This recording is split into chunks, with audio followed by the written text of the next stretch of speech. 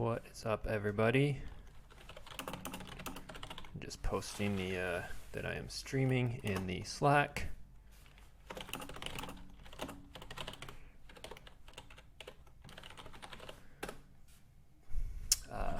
Looks like so. This is game 1 of the round of 16 of Dan versus Kyle. Dan, it looks like, was putting Kyle on Hitco, so he went with a Bespin CRV and says, wish I had played my ISB special instead. Dan has been playing an ISB 5d6 deck pioneered by Charlie and then used by other Team New Allies in Day 2 of Worlds. Dan has been favoring that lately, but I guess he felt this would be a better matchup. Kyle's been playing Hitco a lot, and but Kyle, it looks like, chose Legend here, and we're just on Light Side's turn 1. So Dark on their turn 1 got out free Executor effect, Executor, and played both Ozzel and Chiranu on the Executor, so he will be draining for 2 there. Kyle, I imagine, will want to set up Menace Fates to negate Chiranu and then just run around in space to keep that satisfied and out damage if he can flip and drain for 2 on the ground and beat 8 ping. Looks like Dan played Oppressive so he can get free grabbers, and is playing some extra main deck grabbers, uses Hell to Pay to grab Rescue.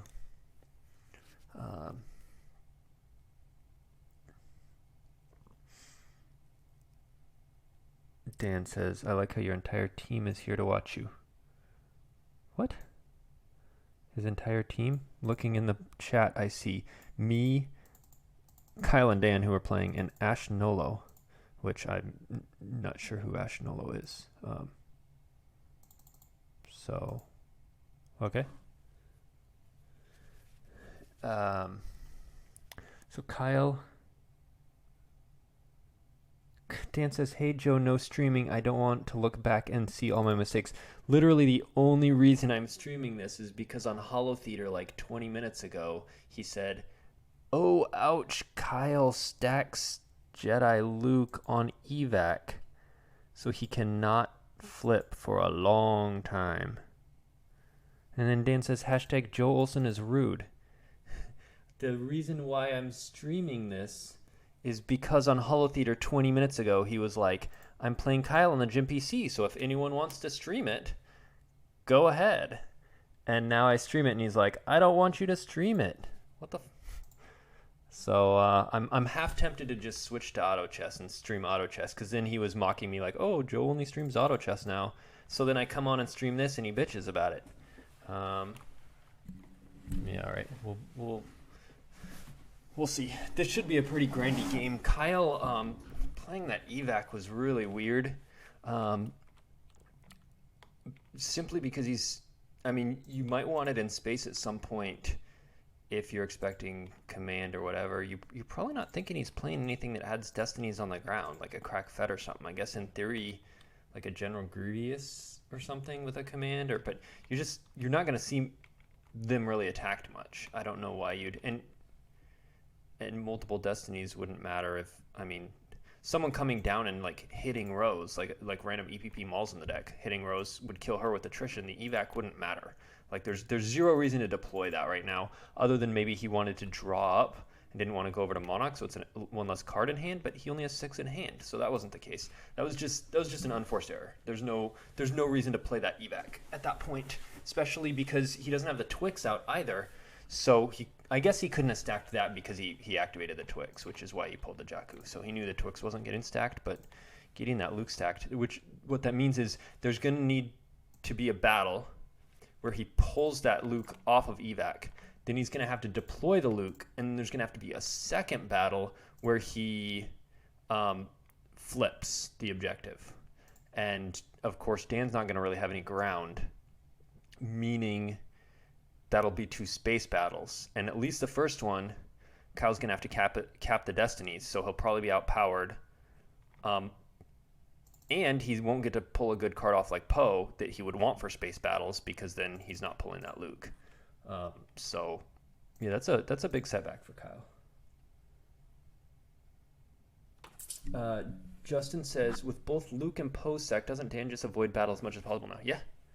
I mean, there's no big incentive for him to battle anyway, except in very advantageous battles. But right now, Kyle's doing 0 damage. With him not being flipped, this isn't +1. So Image is making it a 0.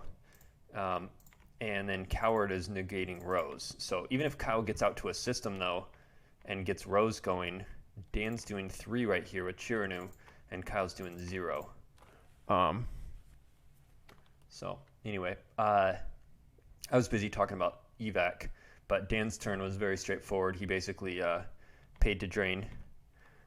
Kyle top decked, and he lost Escape Pod combo and Bail off the top. Bail would have been nice too on Tantive, either if Dan has laser cannon batteries, which is very feasible in a deck like this. A lot of times it'll have 4-LOM for looping stuff, and artilleries and laser cannon batteries live to be in there, so Bail's helpful against that. But even if it doesn't have laser cannon batteries, just adding a Destiny is good. If you can grab command and be getting 3 or 4 Destiny between Poe and Bail and Solo, or I guess Solo with Chewie, because since Rey's on the ground, whatever. But yeah, top decking Bail is not ideal.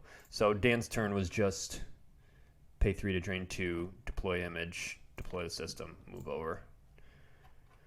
And Kyle, and Dan plays Death Squadron assignments. He takes Vengeance into hand, which implies to me he already has Stalker, or else Stalker's the one forced in his force pile. But I don't know why you would take Vengeance over Stalker.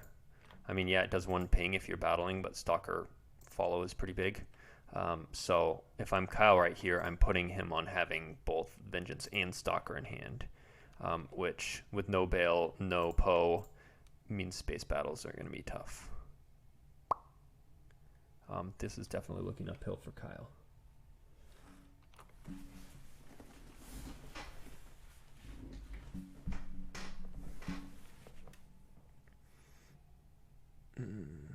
And the thing is, with Dan having those extra grabbers, that means his main grabber allegations is still empty. So if Kyle needs to use spin to get out Falcon, it'll get grabbed and he won't be able to spin around command. So he wants to avoid doing that and hopefully naturally find Falcon, but without being able to rescue for filtering. That's harder too. He's got to hope he activates it. At this point, you're probably far enough behind. You're about to take another drain of 3 that you need to just ignore Monarch as a card. And if you need to draw for something, like he just checked his reserve when he pulled this site. So if there's good stuff in there, he needs to draw. If there's bad stuff, he's just like, he's very far behind. I could see Dan winning this by, probably 18 at this point. But maybe Kyle gets out a bunch of stuff, and maybe he does pull off the evac and gets Luke, and maybe get some good space battles in, and whittles Dan down. But right now he's going to eat another drain of 3, and Legend doesn't typically have any way to counteract that. They're not going to have. I mean, if Fades was in effect, right? If he could run around with the Falcon, then this would just be a drain of 1, and Kyle wouldn't care because Rose would be retrieving that. He needs to not top deck Fades.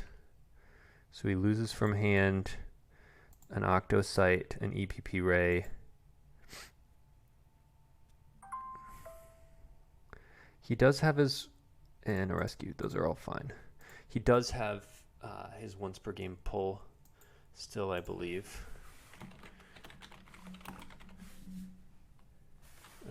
Let's see. Boop, boop, boop. He uses it to pull Jakku, and he uses it to pull the saddle. And yeah, that's all. So he's not used his once per game. And Dan just pays to drain and draws.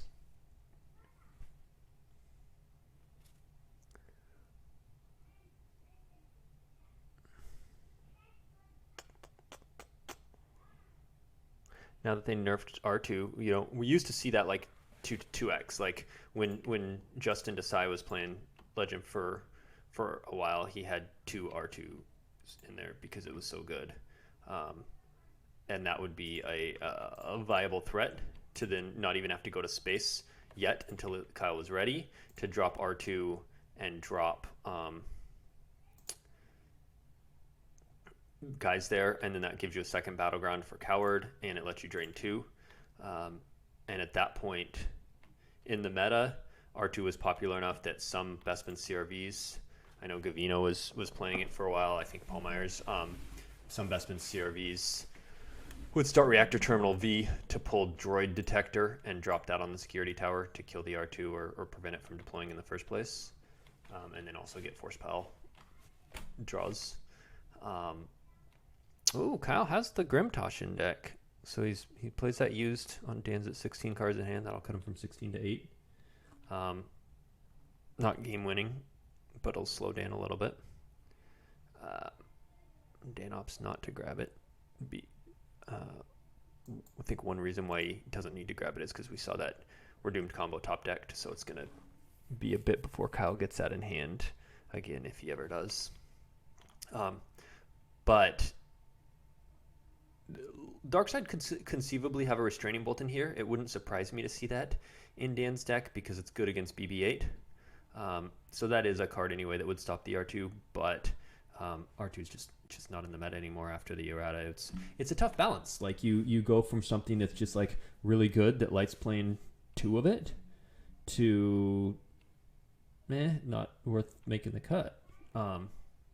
So yeah, they nerfed that one a little too hard, and it is hard to get it exactly right. First state, it wasn't used much at all. It's been around since V1, I think, and because it was a legacy card, then they tweaked it for V1. It wasn't that good, and then a tweak set, a little over a year ago, they buffed it, and then suddenly it was in every Light deck, and a lot of times 2x, and then they nerfed it, and now it's not in anything. So is R2 immune to Restraining Bolt? Oh yeah, he was, and that was dumb because it was like the most unthematic thing, because like one of the first things that happens in Star Wars: A New Hope movie was R2 gets a Restraining Bolt put on him by the Jawas, and for some reason he was immune. Yeah. Kyle says, my start has been so rough. Dan says, so what did Joe and them tell you I might play? Kyle says, we weren't really sure, just play good decks. Yeah, we didn't know what. We didn't. My next opponent is Brandon Beatty. I don't know what he's going to play. That'll be a fun match. He's a fun opponent. He doesn't tend to play boring stuff. That's at least a nice thing. All right, Kyle. I had to play ISB in my last match, and it's just like, all right, I'll play it, but I'm not happy about it. But at least my opponent apologized at the beginning for playing it, so that made me feel better. All right, Solo and Chewie come down on the Falcon. If Fades is in hand, there it is. All right, so that's a good. Dan said, after beating Gogs, I just felt like, hey, I'm playing with house money. Keep on the gas. So Kyle is now threatening a drain of 2 and 0 because the Falcon adds 1 at Jakku. 2 and 0 and retrieve 1 with Rose. So he's netting 3, and now with Fades out, Dan is only netting 1. So that math's definitely swung to Kyle. However, we're going to see if that Grimtosh took away Stalker, or if Dan has Stalker, because Stalker does stop Menace Fades. Because essentially what will happen is Dark will come down with Stalker and then move the Executor over, so there's just a pile of ships. And then if Light runs, Stalker follows, and then Darkseid drains, and then drains with the Executor, and then moves the Executor over in front. And if Light runs, just Stalker follows, and it blocks the controlling of the system for Menace Fades, while the Executor drains, and then catches up on the Darkseid's turn, on the Dark move phase. So at that point, you can't run. There's no point in running, other than if you stay there, you eat a big battle from Executor and Stalker, so you might run just so you're not eating a big battle and you're still getting to drain free and getting a second battleground, but you're not keeping Menace Fades in effect. Stalker is a pretty ridiculous card, but from what I understand, it's one of the cards they're looking at in the current round of erratas, and I'm all for that. I think Stalker is a big hindrance to a lot of stuff. Ooh, lateral. Feel like that is premature. Unless he's got like Gravity Shadow in hand, or well, even then you could Gravity Shadow it on Light's turn and then play the lateral. Or like Laser Cannon Battery and they shut down the main reactor, but obviously he didn't play the Laser Cannon Battery. There's no reason to play that now. And if he's thinking, oh, I'm going to go get the Falcon stuck at Octo, I'm going to at least force him to go over there to an on-battleground, the Falcon has a double move. So Falcon can easily just go, I head over here and cancel lateral, and then I head over to, Kashyyyk or Bespin. So, yeah, I don't think deploying that. I mean, maybe he just didn't want to risk Kyle battling into him. Maybe he was worried about, I don't know, some more stuff coming down, and if he has no command, you could be worried about multiple destinies. But the thing is, with Poe Trap there, that means there's no Finn and Finn Adder coming down, because Ray's down here, and the Finn Adder works with Poe, unless there's a second Poe, which is very unlikely. We saw a second Ray already top decked, and she's stuck there anyway. So there's not going to be like Finn Adder and like 4 or 5 destinies. There's a Death Squadron assignments. It does make it a worse idea to battle to get Luke off. Okay. Yeah, that's a good point, Adam. If Kyle was like, I'm just going to throw like a Obi, General Obi on there as fodder, and I'm going to battle, and I'm just going to draw some destinies and just like lose Obi, whatever, and that way I can pull Luke off of here and then deploy it next turn and then run, so I can just drop fodder, battle, pull Luke off, lose the fodder, run away. You're less inclined to do that when you've just lost 6 power. Though, I mean, it wasn't much power anyways, because Chewie doesn't add any. So, but you took away 6 power. That's 6 extra forfeit you'd have to cover. So fair. That's a good point though. Would have been fine if he had a ship and an overwhelmed. Sure, if he dropped Vengeance or Stalker or something right in front of it, lateral overwhelmed. Sure, but since he didn't, I was just saying deploying the lateral was premature. But if he does really want to disincentivize a battle to pull Luke off.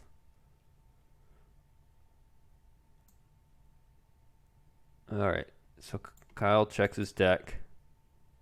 What did he pull with Death Squadron? Oh, nothing. He verified.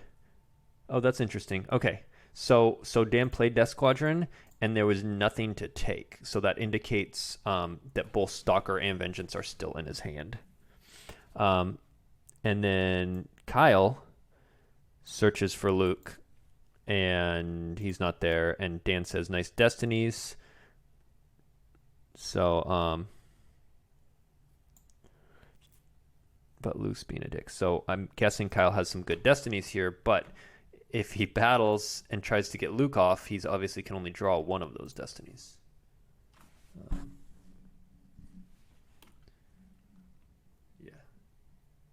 Yeah. I could see Dan having an overwhelmed in this.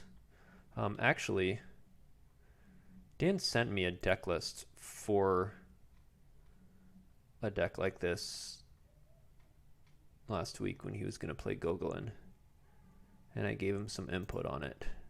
I never talked with Kyle about it. But let's see.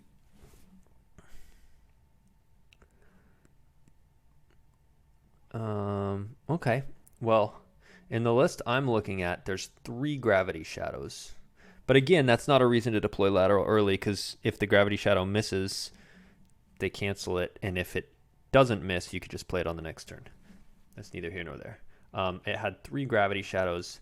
It's got limited resources. It's got 3 main deck grabbers. 4. It's got the corrosive, the new one, plus 3 Hell to Pays. 4 main deck grabbers. Oh, and it's something special. 5 main deck grabbers. Yeah. That's interesting. This is just a very weird deck, but it doesn't have much, it feels like, in the way of characters. 1, 2, 3, 4, 5, 6, 7 characters plus a 4 menu 3PO. So like if Kyle can break through some immunity and clear off some stuff, he could start whittling away in space. But that lateral, the lack of bail, the lack of Poe, and then having to limit himself with evac, so Dan doesn't even have to use a command, is feels pretty fatal.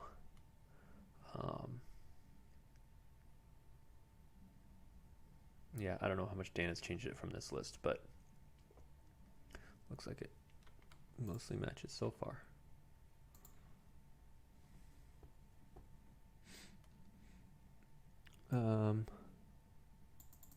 Oh no, Kyle didn't even realize Luke was on evac.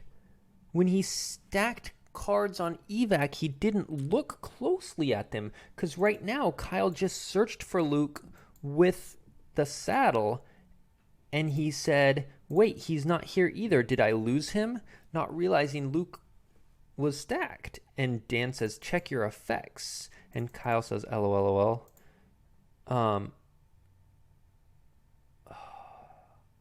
Because that's a big thing to realize, because you probably go about the game plan so differently if you are expecting, hey, I'm going to need to get a battle through to pull him off, or you don't know that. You think you're just going to deploy him naturally and get to flip at some point when you battle, instead of needing a second battle to flip.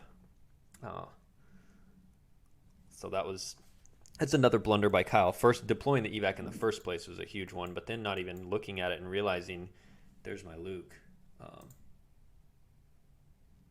Yes, I told Dan to not play that Watto. We were talking about playing Watto, and I was like, and then we started talking about like matchups of it, and he was like, I've never played it before, and I was like, just scrap it. You don't want to learn and play a whole new deck, especially Watto, which can have a lot of different lines of play.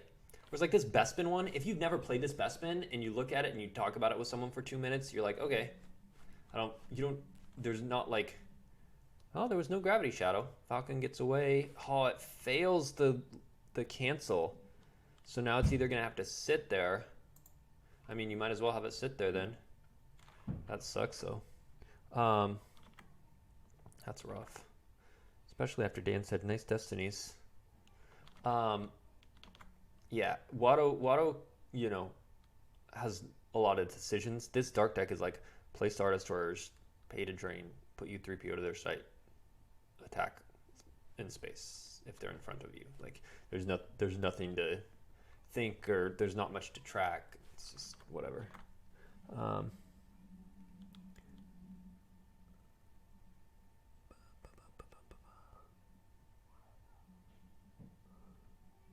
Oh, Dan did do a Gravity Shadow. I just missed it. I just noticed it on his lost pile. So Dan played a Gravity Shadow, which is unique. He missed by drawing a Destiny 2. So Falcon moved, and Dan said, LOL lame, and Kyle said, who? Then Kyle went to cancel the lateral and drew his own 2. So that happened. Justin said, I could see wanting a lot of grabbers to hit rescue if you have that many Gravity Shadows. Oh, sure, but you get 1 grabber for free right there. I don't think you need 5 of them. He's got 3 Hell to Pays, one of those like new whatever it is, the corrosive bile one, and then one of the something special. That's 5 seems excessive to me. But if he's just going for like, hey, it's match play and I want to do direct damage, you can even just grab interrupts that are like one-ofs, like if they play a random, like not even one that you're worried about looping, like it could be worse, but like they play I don't know, like a Where's Han that they have one of to pull solo or whatever, and you're just like, I grab it. You just trade 1 for 1, and you're playing limited resources, and you're just like, I just want to do a bunch of direct damage. Yeah, I mean, feels like there's better 1 for 1 cards, but yeah.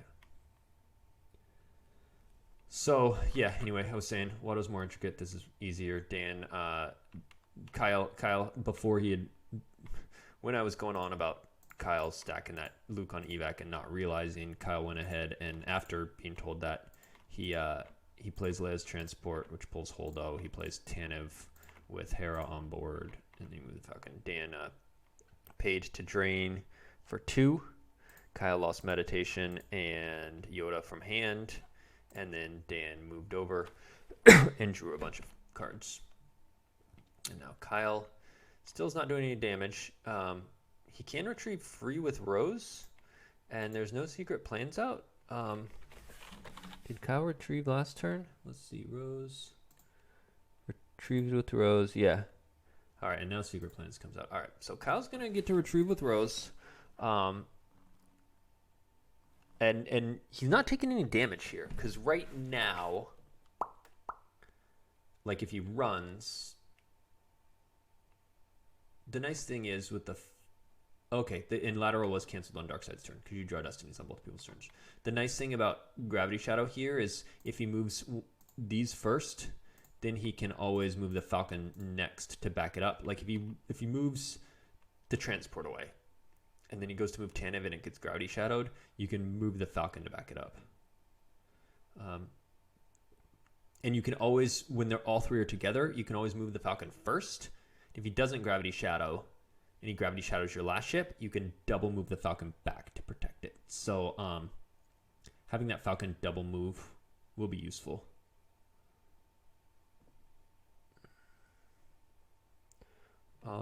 Did Kyle just solo? Oh,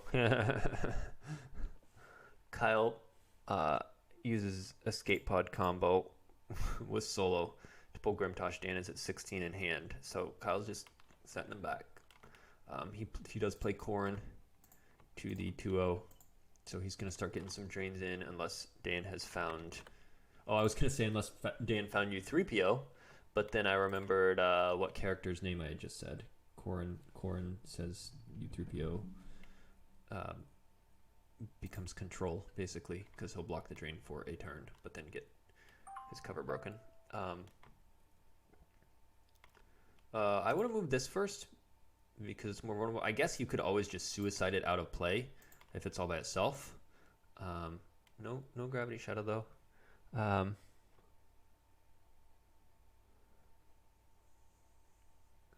There was no Grimtosh in deck when he played that Escape Pod combo. Kyle's just playing very poorly. I was kind of surprised that he was, because there was only 8 in reserve, and the turn he drew the Grimtosh, he deployed Tanev, Hera, Leia's transport, and he moved the Falcon. So he would have used 4, 8, 11, 12, at least 12 force, and then drawn the Grimtosh after he moved to the thing, and then drawn another Destiny on Darkseid's turn and recirculated that under. So it's at least 13th from the bottom. I'd have had to have paid closer attention to track it closer, but then Kyle activated all but 8. The Grimtosh should not have been in there, and so when he played that, I was like, I was wondering if he like shuffled somehow so it was back lower, and then he verified that was in there something, but no, he just wasted his solo to try and pull Grimtosh that wasn't there because it was too high up in his deck when he activated. I wonder if he was thinking it was lower, but it was on the turn that he deployed all this stuff that he moved the Falcon over and drew it for the lateral Destiny, so it was on top of all the force that he used to deploy. So that was another unforced error by Kyle. And that would be pretty big if Dan had 8 cards in hand instead of 16, because I'm sure we're going to see come down like Stalker and other ships and like, I don't know, stuff to maybe Nick Mall, though that wasn't in the list he had sent me, but like he might have changed stuff. But he might have drawn another lateral, a Gravity Shadow. Like there's just so much stuff that could help. Cutting his hand in half would be big. So right now Dan plays Force Push and grabs something. Like, yeah, if you'd place that used, I don't know. What he needed to do if he was gonna use solo anyways, just do that as his first or second action on his turn. Activate 1 if he didn't have one yet, and then solo and pull the Grimtosh, and then do it. Like, I mean, yeah. Oh well. All right, so Binder. Binder's going to be good if... so let's ships move theirs to react. And I'm doubting Kyle has the Destiny 7 anti-TTO card relatively unprotected, which stops reacts. I doubt Kyle will have that. However, I'm sure he has an Odin combo. So if Dan does split up his ships, if Kyle gets a bunch of ships in front of it, and Dan's relying on a react, and Kyle can cancel that, can make some noise. You got to watch out for that if you're relying on Binder. Binder became a lot less good once Relatively Unprotected came out, and once Odin combo came out, you kind of saw it fall out of decks because it's too much of a liability if they have the counters, which are commonly played. I don't know what Kyle's going to do about that evac. This is problematic. Though, if he keeps fades going, and he just gets Corrin and Rose going, he might be okay. It's really going to come down to if Dan does have the 3 Gravity Shadows from that list that he had sent me, and he can get more, and he can get a beat down in, and Kyle doesn't have a Hujix, but otherwise, all right. So Dan's gonna drop 4 Lom, and he's gonna ship Doc over some guys onto the Binder. Moves over Chiranu. Interesting. If he gives Jakku, that's at least a drain of 2 instead of 1 at the other systems because of fades. And then, of course, there's stuff he can loop with 4 Lom, like Voyeur. And if he has... Let me see if it was in the list he sent me. Yeah, there's a Tarkin's Orders in there. So if he has Tarkin's Orders to cancel that Cloud City drain, he can just loop that with 4 Lom as well.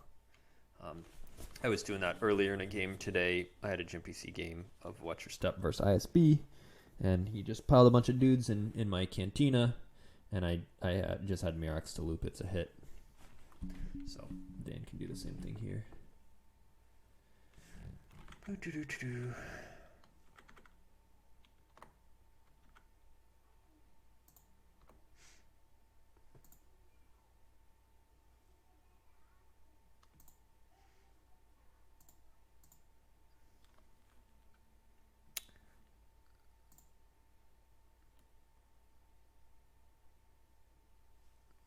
So Kyle trains 2 at 2 at Jakku, and Dan loses Mustafar from used pile. Oh, he just 4-lomed it down to get rid of it.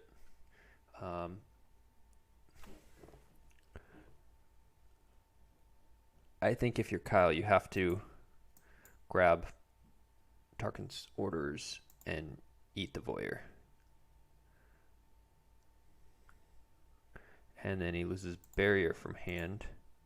That's not a bad card to lose, because you're probably figuring most his ships are out. And he might have a gold leader and gold 1. Probably doesn't have Profundity. So this is probably all 3 ships, maybe gold leader and gold 1. All right, so yeah, we're going to see that grabbed. Tarkin's Orders, cancel the drain, and we're going to see tragedies occurred. What's Kyle thinking about? You definitely rather get 2 in per turn than Voyeur's not going to be doing two every turn to you. And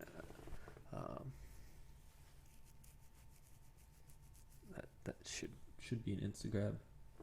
We know Dan has at least 2 more ships, Vengeance and Stalker. Any others likely, or just those? So, we saw Onyx 2 drawn for the Gravity Shadow Destiny, so he has at least a tie. That would be to use as a shield puller, and it can loop to hand if there's Bespin battles with the free executor effect. In the list he sent me, let's see, there was Binder Executor, Stalker Vengeance, and then Onyx 1 and 2. And then there was a SFS laser cannon to go with the Onyx 1 because it pulls it. So, 4 Star Destroyer, it's 2 ties. Alright, so we see a barrier. Whoa, why did Kyle not grab? That seems... I don't know what you would be saving your grabber for. Like in this deck. What could... Maybe someone else can help me think. There's Voyeur, there's Tarkin's Orders, there's Artillery, but again, you're not going to take 2 per turn from Voyeur or Artillery individually, whereas you can do 2 per turn with Security Tower. Maybe he's just assuming Corrin's going to get killed at some point so that Tarkin's Orders will just do nothing? But like even right now, I don't know, that seems like a mistake to me. I don't know why you would not grab it. Need a Jedi Zerker. Yeah, when those Jedis are using their lightsabers and they get their attack speed way up, they just slaughter younglings like crazy. How's it going, Bernays? I am streaming a Star Wars match between a couple of friends of mine. But I will switch to auto chess if no one's on. I think Wills was on earlier. He probably still is. He'll be on late. But if for some reason he leaves, I'll stream some auto chess. Maybe command, but that seems weird. Oh, grabbing command? Yeah. Given you're already looking to do 2 battles for evac. Yeah, I mean, at the very least 1 to grab the Luke. After that, you're going to force the command, and then you'll grab the Poe on a forced command one. But otherwise, yeah, I think saving it for command is a mistake. I don't know. All right. Well, once again, though, we're at a point where Dan was only able to do 1. He paid 3 to drain 1. Kyle just lost a rescue from hand, which Rose will retrieve. If you're Kyle, though, you need to be saving a rescue and 2 force. 2 force because it's grabbed. And because you don't want to lose to Gravity Shadow. You don't want to move the transport, have Tanev get stranded, or vice versa, and then be like power 28 to 6 and just like end up peeling 10 or 12 or something. So you have to be saving 1 rescue and 2 force in hand to protect yourself from Gravity Shadow. So hopefully he kept that in mind when he lost that. This is just a very slow grind, though. A lot of it because Kyle got that stacked Jedi Luke. Because otherwise, I would imagine he probably would have already initiated a battle at some point, got that off, flipped. He'd be doing 1 extra damage here, 1 extra damage here.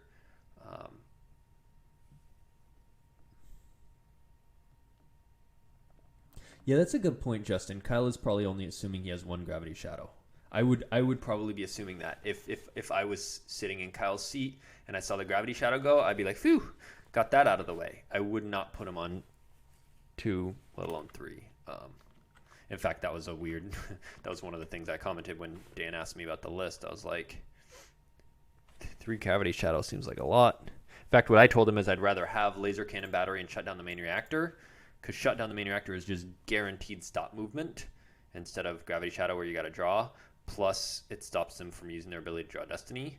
And laser cannon batteries, you use Artillery, which has really good synergy with Forlom looping, so you have an extra card to loop besides Voyeur and Tarkin's Orders. You can loop Artillery, and then you've got an extra thing they probably can't grab. So that was my opinion. Is like the I would be playing some laser cannon batteries and some. Oh, Dan just top decked another Gravity Shadow, and he says, "Crap! There goes those." Oh, a barrier and a Gravity Shadow. That's what he meant by those. But he probably still has 1 more Gravity Shadow. We've seen 2 now. So here comes BB-8, and the list he sent me did not have a restraining bolt. His ISB did, but so that might add an extra damage. Kyle's looking actually pretty good here if he can just keep running in space, drain 2, ping 1, retrieve 1, and maybe get a drain through in space. I think Dan's misplaying that he's allowing Kyle to keep draining in space. However, yeah, I mean, I think Kyle's fine with that follow. Dan didn't transfer dudes to the stalker.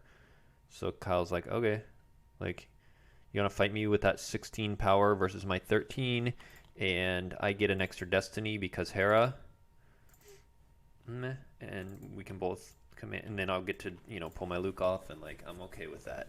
So really all these dudes needed to be loaded onto the stalker. I think Dan will remedy that here pretty soon. But yeah, Kyle's in pretty good shape considering how bad this started.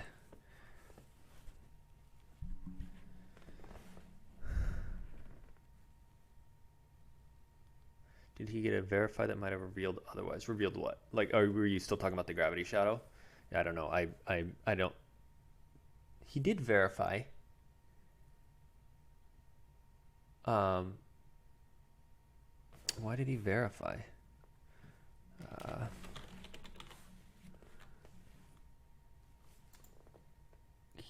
Because he played a Death Squadron assignments.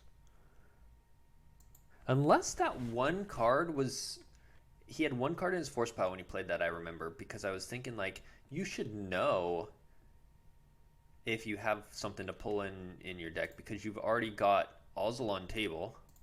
And he had both of these in hand. Or maybe one of them was the one force. Maybe the Stalker was the one force. So he went to pull it, and then at one point he just had to draw all his cards, and the Stalker was the one card, and that's why it took so long for it to come out. I bet that's what happened. All right, so we see Finn React come down after Vengeance comes down. So now we got a Maudie and Vengeance comes out. And Maudie's, it's non-V Maudie. I was gonna say he adds like 2 to power, but I think non-V Maudie stops Chiranu, so that's why it's virtual Maudie. Though I don't know why you even play virtual Maudie at that point then, or I mean non-virtual. He's just another admiral, I guess. Costs 1.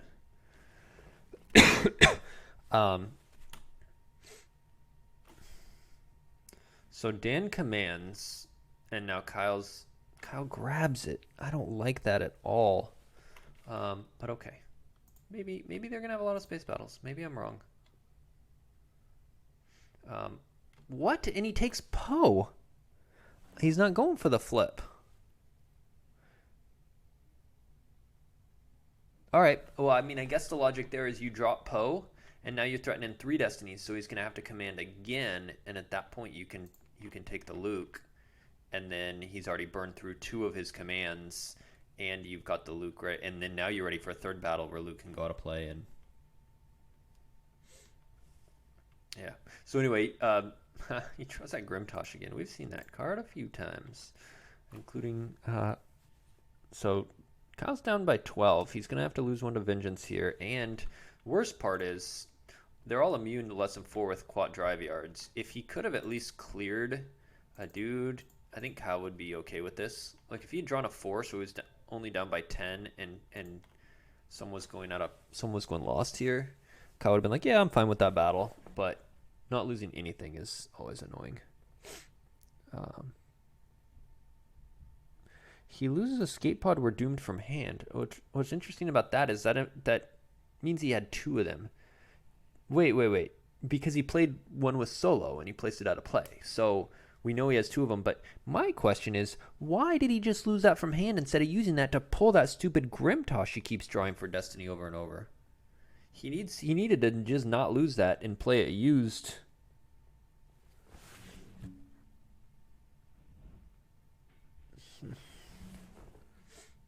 All right, well, Executor moves in front there. And Kyle recirculates. All right, Life Force counts right now. Kyle has 14 to Dan's 19, so he's down by 5 there, but he has 3 more cards in hand. So Dan is up by 2, but Korn is about to drain for 2.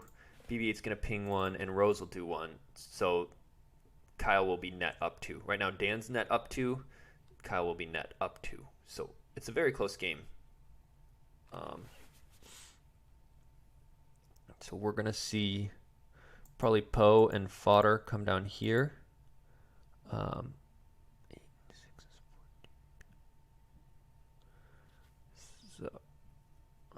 interesting. There's no reserve deck saved for Kyle.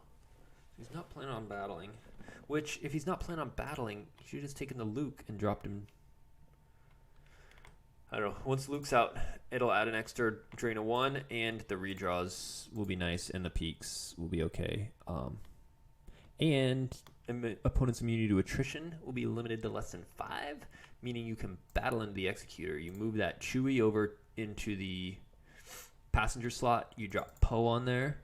You're power 9 and 3 Destiny, and it's only immune less than 5. So you clear like 2 dudes. And then you're threatening on the next turn to clear the whole thing. And then he's got to he's going to start having trouble splitting his ships, because if he's only got like 2 things there, you're clearing a Star Destroyer every battle. So that limiting the immunity on the flip side is going to be big, because you won't just be able to tank the Executor by itself. So he retrieves with Rose, he drains. He accidentally passes deploy and tries to revert back to his deploy phase.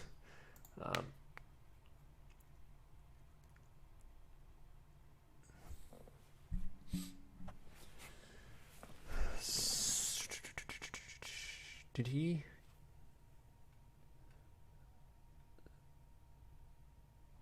All right, so he drops the Poe. Who gets barriered? Why? So maybe Dan doesn't realize there's no cards in Kyle's reserve, but the only reason you'd play barrier there is because you want more cards in Life Force. But he's already at 17. He can only activate 13. So it's not like he can get down to it. It's not like he needs more so he can afford to deploy everything. It's not. There's zero reason right now to barrier that, other than you just did it without thinking. You're like, oh, Poe, I don't want that, without realizing like Kyle has no reserve. He's not battling. Little things like this add up, like little mistakes where you're just like unnecessarily using a barrier, playing evac, prematurely playing the lateral. Like, lateral would not be canceled right now. There would still have been one available for a battle if he had waited until Kyle moved away, gravity shadowed, and then when it failed, not use the lateral yet. Though, like Adam said, it did disincentivize a battle just to pull Luke off. Which Kyle might have gone for without the lateral, dropped Tanev, Leia's transport, and the Falcon all together and battled. Maybe the lateral might have done his job there. Is Luke still in evac? It is. They've had one battle and he pulled Poe instead of Luke. So right now we're seeing a drain of 2. And Kyle loses both from hand, a sorry combo, and a fly casual, losing the 6 second so that he can retrieve it with Rose next turn, assuming nothing else goes lost in the meantime.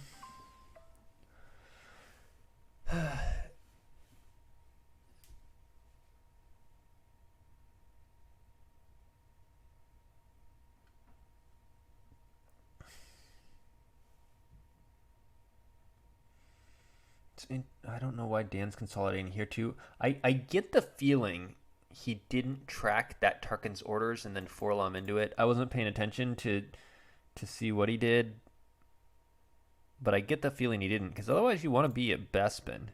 I mean, I guess he wanted to block both the space trains, and he'll get to do that now. So maybe that alone will let him only cancel this every other turn, and that's what Kyle was counting on, is that, when I run from Bespin, he's going to follow me to block my drain, and so then I'll get the drain through here.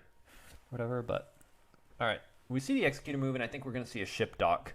We're going to see some more stuff go over onto the Stalker. No, the Vengeance, for some reason.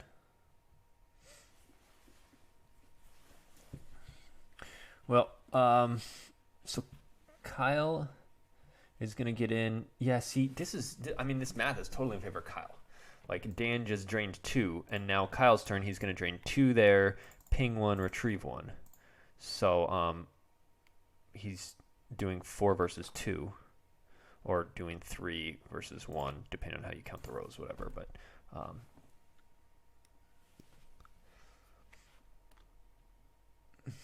okay, this is a weird way to split stuff up.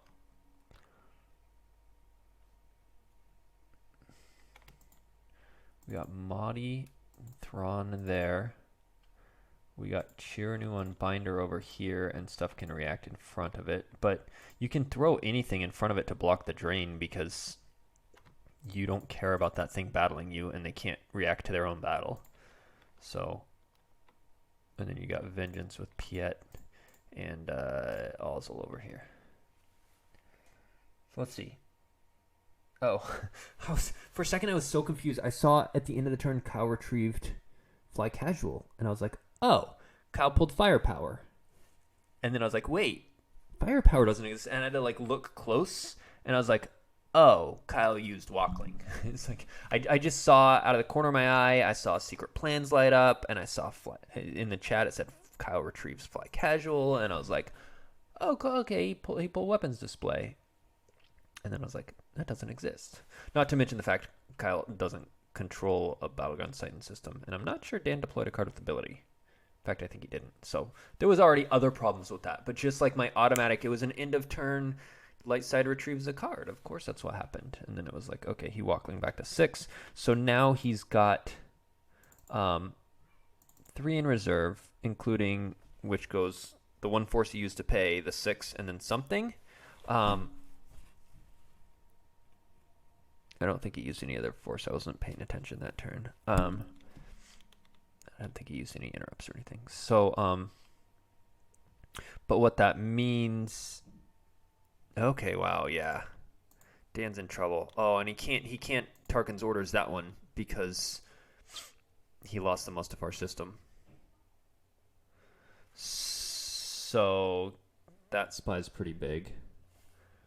Yeah, Kyle's never going to flip. And he's still going to win this game by, I think, low double digits. Ooh, Kyle battles here. I don't like that so much because he does have the force for command. Kyle has no way to spin. You do eat up a second command and you get the Luke, but you don't have the 6 on top. I would have... Could he have activated one more? How many did he activate? No, he activated all 12. If he could have activated one more so that he had 6 and then the force he used to pay, that would have been great because now he just, when he gets capped, he draws the 6 anyways. But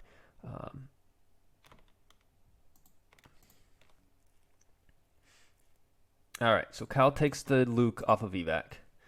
And Dan says, there he is. There he is. Should be the Secret Plans force, the 6, and then an unknown. Yeah, that's what I said. But he's got 3 in reserve right now, so that means he's not drawing the 6 when he gets commanded, because it should be force he used to pay 6, and then whatever the bottom of reserve was at the time. Because I don't think Kyle played used interrupt or used any force. If he did, the 6 will be on top, but I don't think he did, so I think it's the 6 is second from the bottom. Or I counted bottom to top. Yeah, it's a 4. He should have a 6 on top right now. But 4 is enough to break the immunity there. That'll kill Mahdi. All right, so it's 30 to 20. Kenobi covers 9, so it'll be Obi in 1, and you kill Mahdi, and you got Luke off. That works. And you got rid of another command. So that's pretty good. The power difference just wasn't as much when you didn't have more Star Destroyers. Kyle loses Hujix from hand. And I'm sure it did the pop-up for him. This is not usually how Hujix is used. Are you sure you want to lose it as a unit of force? Did that to me earlier today. I was like, yes, I am sure. But it's nice that pop-up's there. All right, Kyle battles over here. Oh, now he's going to draw... Command is... No, wait, why is he evacing himself? Oh, he must have a spin. So he's going to spin for a 5. Or is it 6? Spin for a 6 plus draw 6 is 12. Piet, Ozzel, cover 10. So he's going to clear this whole thing. That's nice. That is a good play.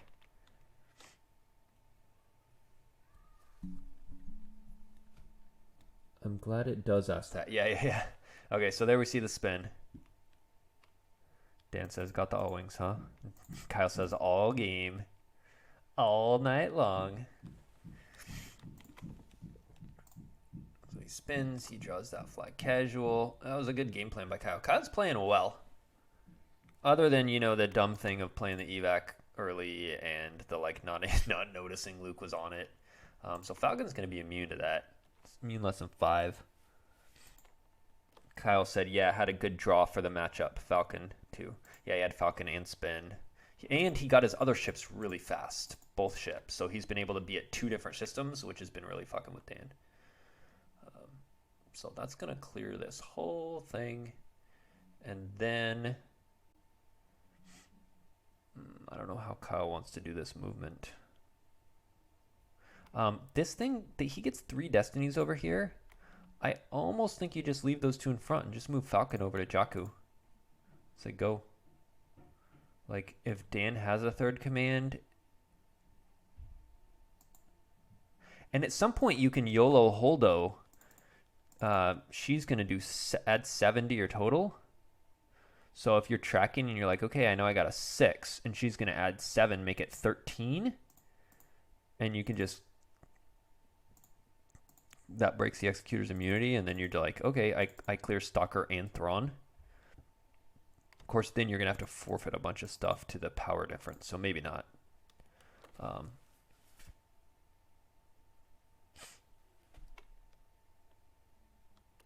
In any case, Kyle's... Okay, I was going to say Kyle's drawing cards, and Dan plays a grabber, steals a 1-for-1. And what I was going to say is Kyle is drawing cards, and I don't know that he needs to right now. He's got 8 in hand. I don't know that Dan's going to do 8 more damage to him. And so he's just lowering his diff for match play. And maybe he's counting on, I'm going to play used interrupts, but then Dan has all these grabbers. Of course, if you're in Kyle's seat, you're not expecting him to play more grabbers. But his main grabber is empty. His shield grabber, Allegations, is still empty. So you've got to expect he's going to grab. Yeah, and he had 1 saved because he's only activated 11 so far, and he has 12 in force. So let's see. Dan 4-loms. We can figure out what he 4-lommed because he drew a barrier. Oh, he 4-lommed into barrier. Because he drew whatever for Destiny over here. That would have been the bottom of reserve. Let's see what it was. So we can figure out what's in reserve deck right now. Oh, it was a 5, I think, right? Yeah, I'll never ask that question. The other grabber. So he drew that. That was the bottom of reserve. And then he drew a barrier in this other battle. So he just 4-lommed into barrier, which, whatever. Oh, but Dan's not even battling. He's just literally netting Kyle. I mean, he needs to combine all 3 ships together, but then Kyle can just run and Dan drains 1, which Rose retrieves. But right now, if he was going to do that, he needed to just draw up. Because right now, he did 0 damage and Rose is getting 1 back. So Kyle's actually increasing in life force. He needed Dan right there. That was the turn to drop if Dan has no more answers. One answer would have been pile everything on Stalker and get in front of the Falcon and then get your second lateral. But yeah, I don't know. If you're Kyle, I don't even think you need to deploy Luke here. Right now, Kyle's going to drain 2, 4, 6, plus 1 for BB-8. He's going to do 7 damage and retrieve 1. Why would you even deploy Luke at that point? Why would you do anything except pass turn? I would go ahead and move. Maybe he even moves. Well, you've got 8 cards in hand. You're not going to get all 8 of those back. So I would be okay just moving these 2 ships in front of the binder and let Stalker follow, whatever, and just eat the Executors, drain a 1 from hand. You're going to retrieve with Rose.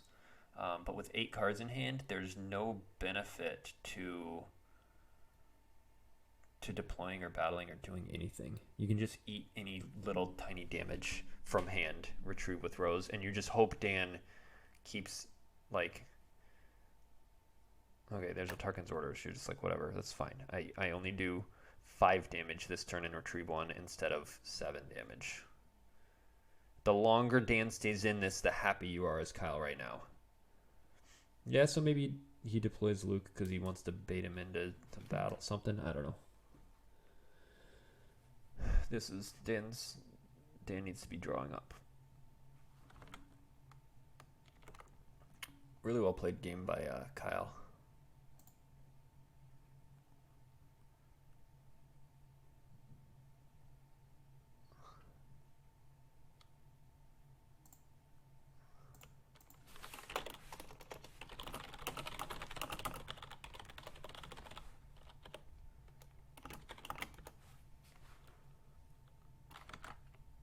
All right, so Kyle drops Luke, battles, flips.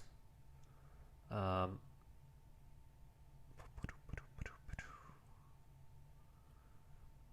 mean, he's just incentivizing Dan to draw up, though. You know, I would have almost baited Dan into not drawing up by making it look like he could do damage by like just running in space, just consolidate him all at. Well, no, because then Stalker follows and fades isn't in effect. But like, I don't know. I'd run away, let him try and drain you or something. When you just make it obvious he can't do anything else, he's just gonna draw it for sure next turn. And it's not like you had Leia to retrieve when you did that battle or anything. But that's fine. Let's see. 5, 10, 12.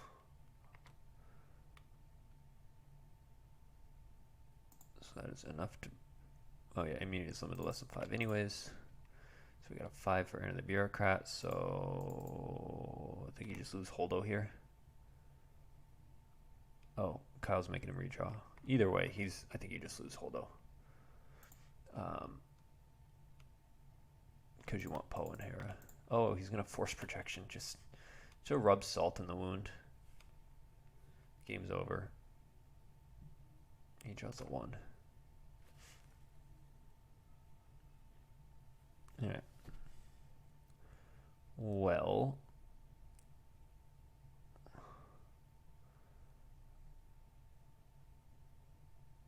Okay, he's a total battle lesson of 8. So you lose Holdo and the transport. No, he's losing Hera. What's your plan there? Hera and Holdo? And you keep the transport? Why?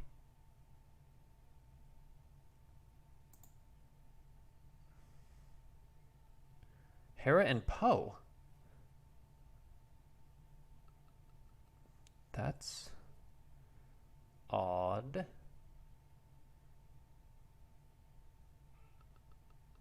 Okay.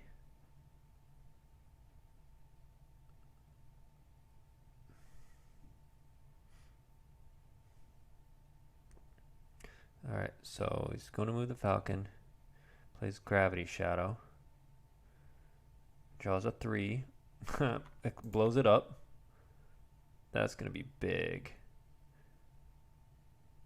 That might actually cost Kyle a lot. See, I don't know why I was battling and deploying and doing any of this shit. Like, if Poe and Hera were both still on table, you wouldn't nearly as much mind that. Like, if he just went to his move phase and went to move the Falcon, well, first of all, it wouldn't have blown up because those destinies would have stopped it in its tracks rather than blowing it up. Whereas Dan knew that was there because he forlommed it. Guess he was planning on getting down to that somehow by Kyle's. I don't know. But if Poe and Hera were out, you're like, man, I'm still pretty strong in space. Right now, he's pretty weak in space. Stalker's going to follow, which means Fades is not in effect. Yeah, Kyle. That was a big throw. There was no need to battle there. As I was saying, there was no need to deploy Luke. There was no need to battle. Right now, Executor's going to drain 3. Kyle can pull Resistance to just make it 2, and he can lose those 2 from hand. But Dan's suddenly back in this game because Stalker's going to battle. That's power 8 and a Destiny versus 5. So Tanib's going to die. Kyle just had a big throw. And yeah, maybe he wasn't expecting a 3rd Gravity Shadow. But this ship has no immunity either, meaning You want to battle there too, even if it potentially costs you Chirino. If you clear Holdo too, so it's just an empty transport that you then move Stalker in front of. You didn't save any Destiny. What is Dan doing? Oh, he says revert actually. He just activated too many. Yeah, it was just, what did Kyle gain? There wasn't even a Leia to retrieve when he battled. What did he gain? He killed 2 characters for his 2 really good characters. When he was just in winning, there was nothing Dan could do. Dan was doing like 1 damage from Kyle's hand, and Kyle was retrieving 1. And now Dan's doing more damage. And yeah, if you're Kyle, you're kicking yourself. Especially because if Dan can kick him all the way out of space, Coward kicks in, stops the retrieval, stops that drain, all he'll have is BB-8 ping. Alright, U3PO is going to stop that drain anyway. But if he can kick him out of space by just like following with Stalker, then Kyle's doing 1, not retrieving any, and Dan will be doing like 4 to 6. Depending if Chirinu is living or whatever, but like he could even be doing 8 if he probably won't have 9 to pay, but yeah, so now that dies. Kyle should have won this by about 14, because right now he has 13, but he would have lost less and he would still have rows retrieved, and yeah, and he shouldn't have lost any more from reserve. He should have just lost from hand. Dan should have been drawing up that turn. If Kyle didn't battle, Dan would have been drawing up this turn. Because we know the turn before, Dan didn't battle Kyle. He just let Kyle retrieve and up his life force. So Kyle turned this.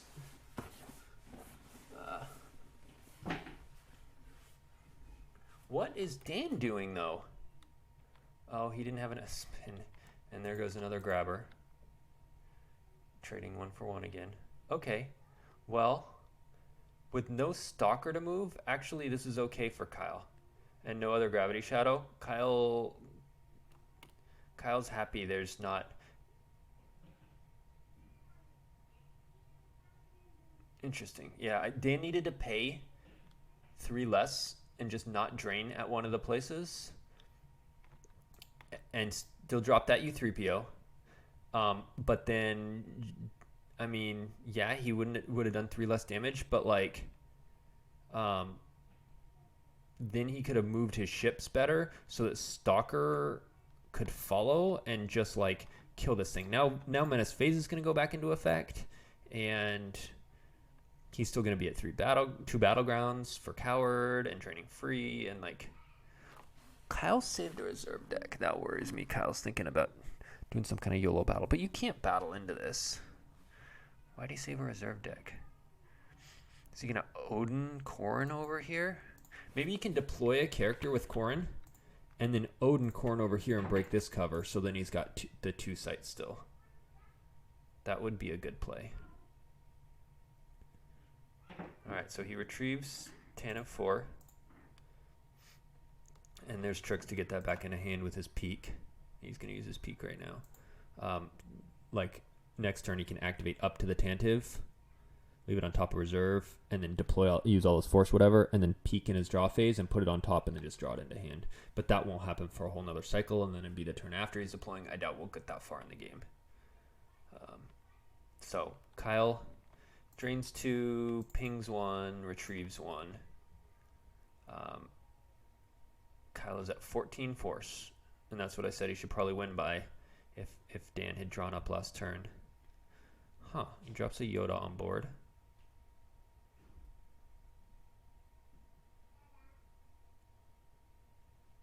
Oh, and he battles. I mean, yeah, maybe he has a command, but... And maybe he's drawing 2 high destiny, but even if he draws 5/5, you just clear Executor, you trade Executor for Yoda and Holdo? Like, you're so far down in power. What are you doing? You're down 15 in power. And yeah, let's say you draw 5/5. your 15 to his 25. You're down 10 in power. What are you going to lose Yoda in 3? Like, There's no need to battle here. he gets to use his objective to put it in his force pile anyway, the card in reserve. Yeah. So he draws a 4. I don't know. Sometimes players, I thought he only had 1 left, not 3. He had 2 left, and then he used his peak and put them both on reserve. So now he has 3. Hang on, I gotta deal with kids. Let's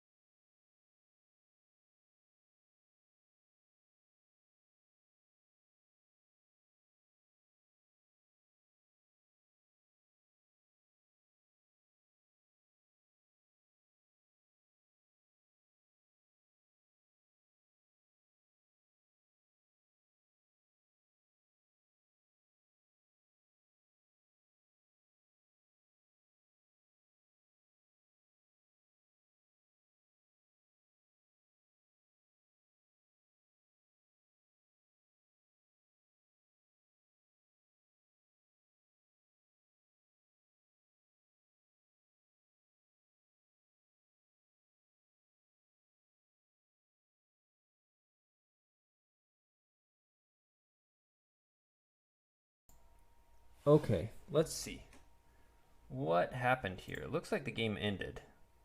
So, Kyle battled. He drew a 4 and a 5. Dan drew a 2. It was power 22 to 14. That's 8 difference. Kyle lost Rose from his use pile. And then Dan forfeited the Executor. And Kyle lost Yoda. So he lost Yoda in 1. Then he played Help Me Obi to break U3PO's cover.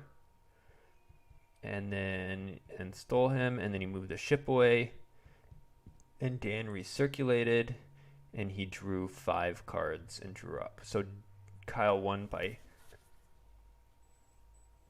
Kyle said in the chat 12 life force, 22 loss, 34 to 34 loss, but it's actually 13. I don't know if you guys can see that. But he said 12. It looks like 13 to me. I will confirm with both of them.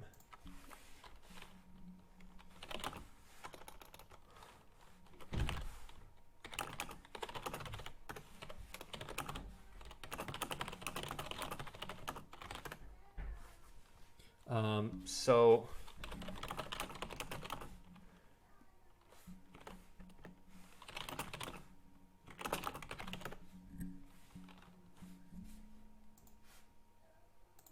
okay, so they're gonna go in 5 minutes. So I'm gonna I will be back. We'll be back for game 2 in 5 minutes.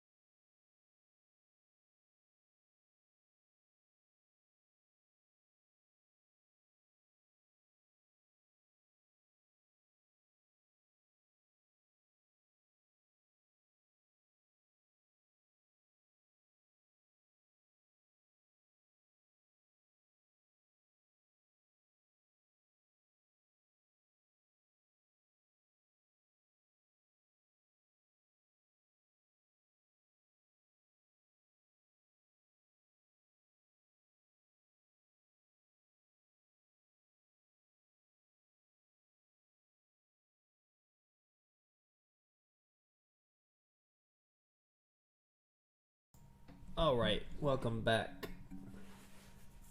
We are about to start game 2.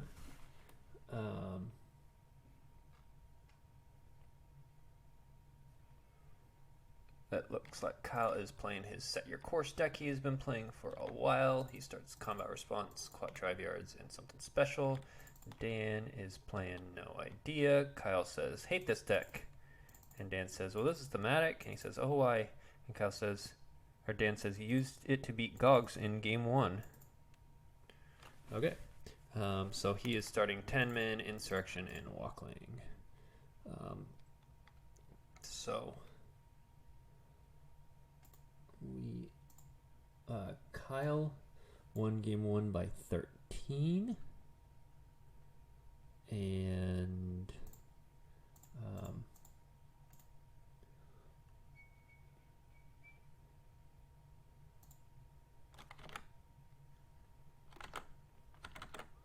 sorry, I'm trying to mess with the streaming setting.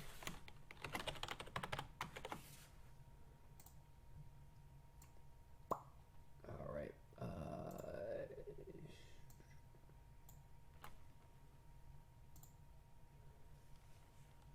let's see. So Dan says good luck. Says you too. And I think you had 13 in your life force last game. Kyle says yeah, my team has pointed that as well. Yep. So Kyle by 13 game 1. He pulls the War Room with his objective and plays it. I think in this game we're going to see Kyle try and Keep Dan out of space. Dan, of course, gets to pull ships with his objective. Kyle's going to attack aggressively in space. He's also going to attack on the ground with guys and first strike. However, I think I favor Set Your Course in this slightly. I think it's a close game. I think it's going to be hard for No Idea to win by 14 or more.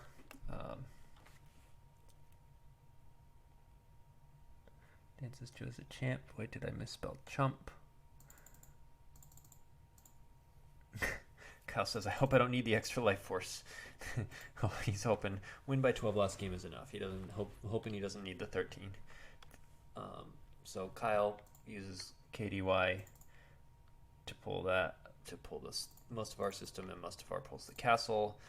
Very standard, very boring current Darkside activation package. Darkside has to give up a starting effect and 3 turn 1 force so that they can get out some activation. Darkside has an activation problem, and thus we see this package in a lot of different Darksides. And then he has Kashik in hand. So Kyle's got all of his locations out to turn 1. And he goes ahead and he drops Baron and Saber 1 out. He wants to start putting on some pressure. And he drops a gun.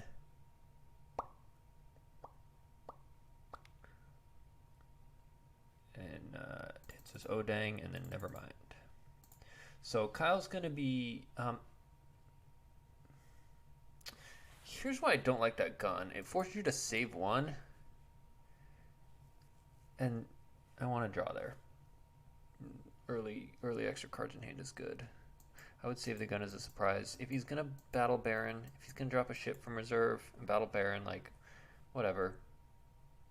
It's fine. He's playing into your game. He's wasting a bunch of early turn resources on a ship, and then you battle back into him, and, like, whatever. I think the gun was not needed there. The only way I would play it is if I had an artillery in hand. And then at that point, I might not save the one and try and bait him into attacking. So, I don't know.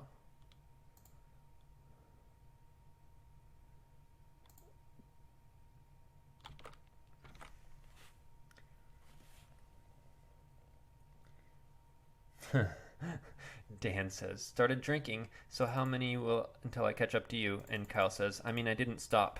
Cheers, bro.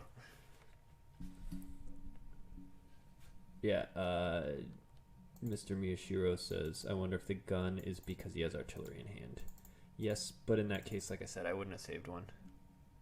I would have played it and not saved a force for it and just been like, come at me. Especially if you have something like No Escape in hand, obviously, Or even another pilot, even like a Grand Moff Tarkin or something. Anybody who can come down and pilot it and shoot. Like if you want to bait him into something, it's fine. But I still would have drawn that force. Kyle right now is 5 in hand. Like, what do you really fear as Dan? Not much. Unlikely he's going to get to shoot down anything. No idea has a bunch of capitals. No idea usually has a lot of capitals, yes, but it also has on Chewie Falcon, which is hard to shoot down. And then a lot of times it has Gold Leader and Gold 1, which is maneuver 3, and so you just need to draw 1 and you shoot it down. So it's an anti-Gold Leader and Gold 1 card. So Dan is going with Saw to the beach. I'm assuming he's going to drop someone there. We see Galen drop to pick up the plans, and he'll move out to consolidate with Saw. Dan says, "You don't know how tempted I am, LOL." So Dan was thinking about, do I use the front of my objective to pull a ship and attack you? But he opted not to. He's going to, when he consolidates, he'll flip back to his front side, so he will be able to pull a ship next turn. He pulls battle plan. So right now, Kyle's threatening 2 versus Dan's 3. Drain a 2 and a ping of 1 from Stardust. I'm glad they changed that ping to 1. 2 is a lot to ping just to hold the plans. Like, it takes a lot more to ping with like occupation to ping for 2. You got to be at 3 different battlegrounds to ping for 2 with occupation. I mean, theoretically, you don't have to be at the system, but practically you do. And here, pinging for 2, just being at the 1 location, that was a little silly, and it forced every dark side. Like this, something special would not be on table. It would have been Decree V. Like it forced every dark to play that. I think that was a good change. I don't know that all the other, there was lots of changes. I don't know that all of them were needed, especially some of the Saw ones. Saw was pretty ridiculous, but his not canceling the interrupt anymore, it's kind of a bummer. He's like, you're not ever gonna see him in any other decks now. Whereas like sometimes you see Kirkanos and stuff randomly, and that's kind of cool. But anyway, the Stardust ping was definitely needed.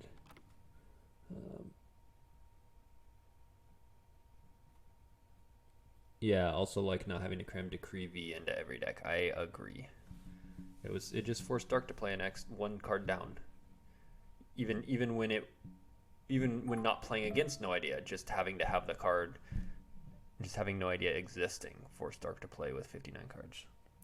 Kyle gets Maul out, and Maul is just baller. Maul is the most fun card D&D has put out. Most fun Dark, definitely, in quite a while. And I think Maul decks using him, either Subsiding Away or this Set Your Course, I think is more viable than Subsiding Away. Are just fun.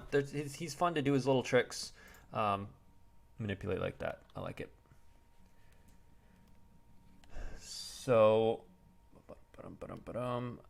when Kyle drained at Kashyyyk, Kraken went from hand, and Taidu was from reserve. I don't like this move. I really don't like this move, for a couple reasons. One, this is only a 4 strain 1, unless you're Star Destroyer here or Imperial at a related location. There's no Imperials there. There's no Star Destroyer there. It's only going to be a drain of 1. So he just 1 reduces damage. 2, when Dan drops a ship from reserve there to fight, he's not going to flip, which means he can keep dropping ships there and keep fighting.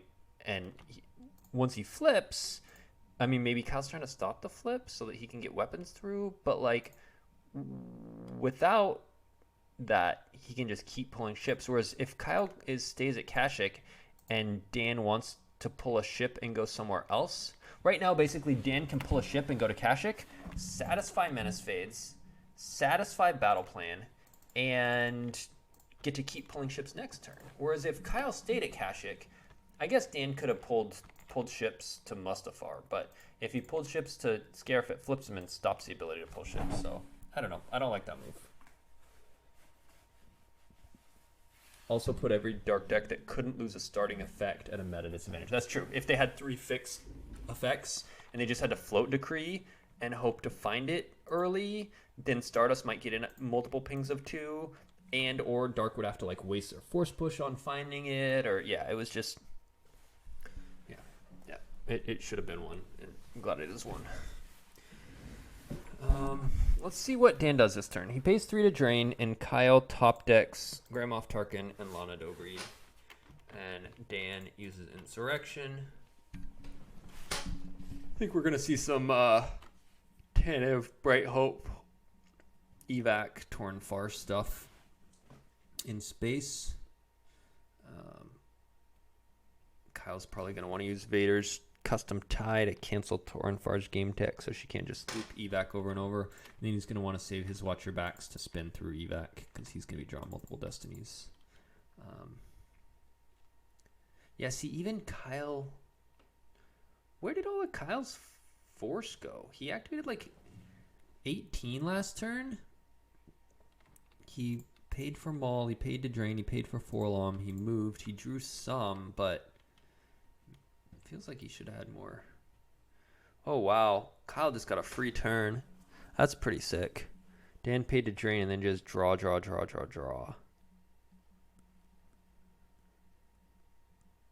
That'll help. So Kyle's just going to drain one. But now he can back up Saber one. Or is he going to attack on the ground? It really depends. He's only got 8 cards in hand. So that's not a lot. Dan can pull Rogue One, flip by deploying a guy, and land. Is that good? Yes. I would have thought that would be pretty good. If he had a pilot in hand, pull Rogue One, and Rogue One's in the deck and in reserve. Could have done that, landed, flipped, and then he would get the backside protection and have shored this up. But then he wouldn't be able to pull ships. But I don't know what. He didn't pull ships. Maybe he didn't have enough pilots with him. He didn't want to risk Fett. And speaking of Fett, he didn't want to risk Fett and Slave 1 coming down and clearing whatever he pulled. So he just wanted to draw into more stuff. Dan says, nice, glad to see Slave 1 is in there for you.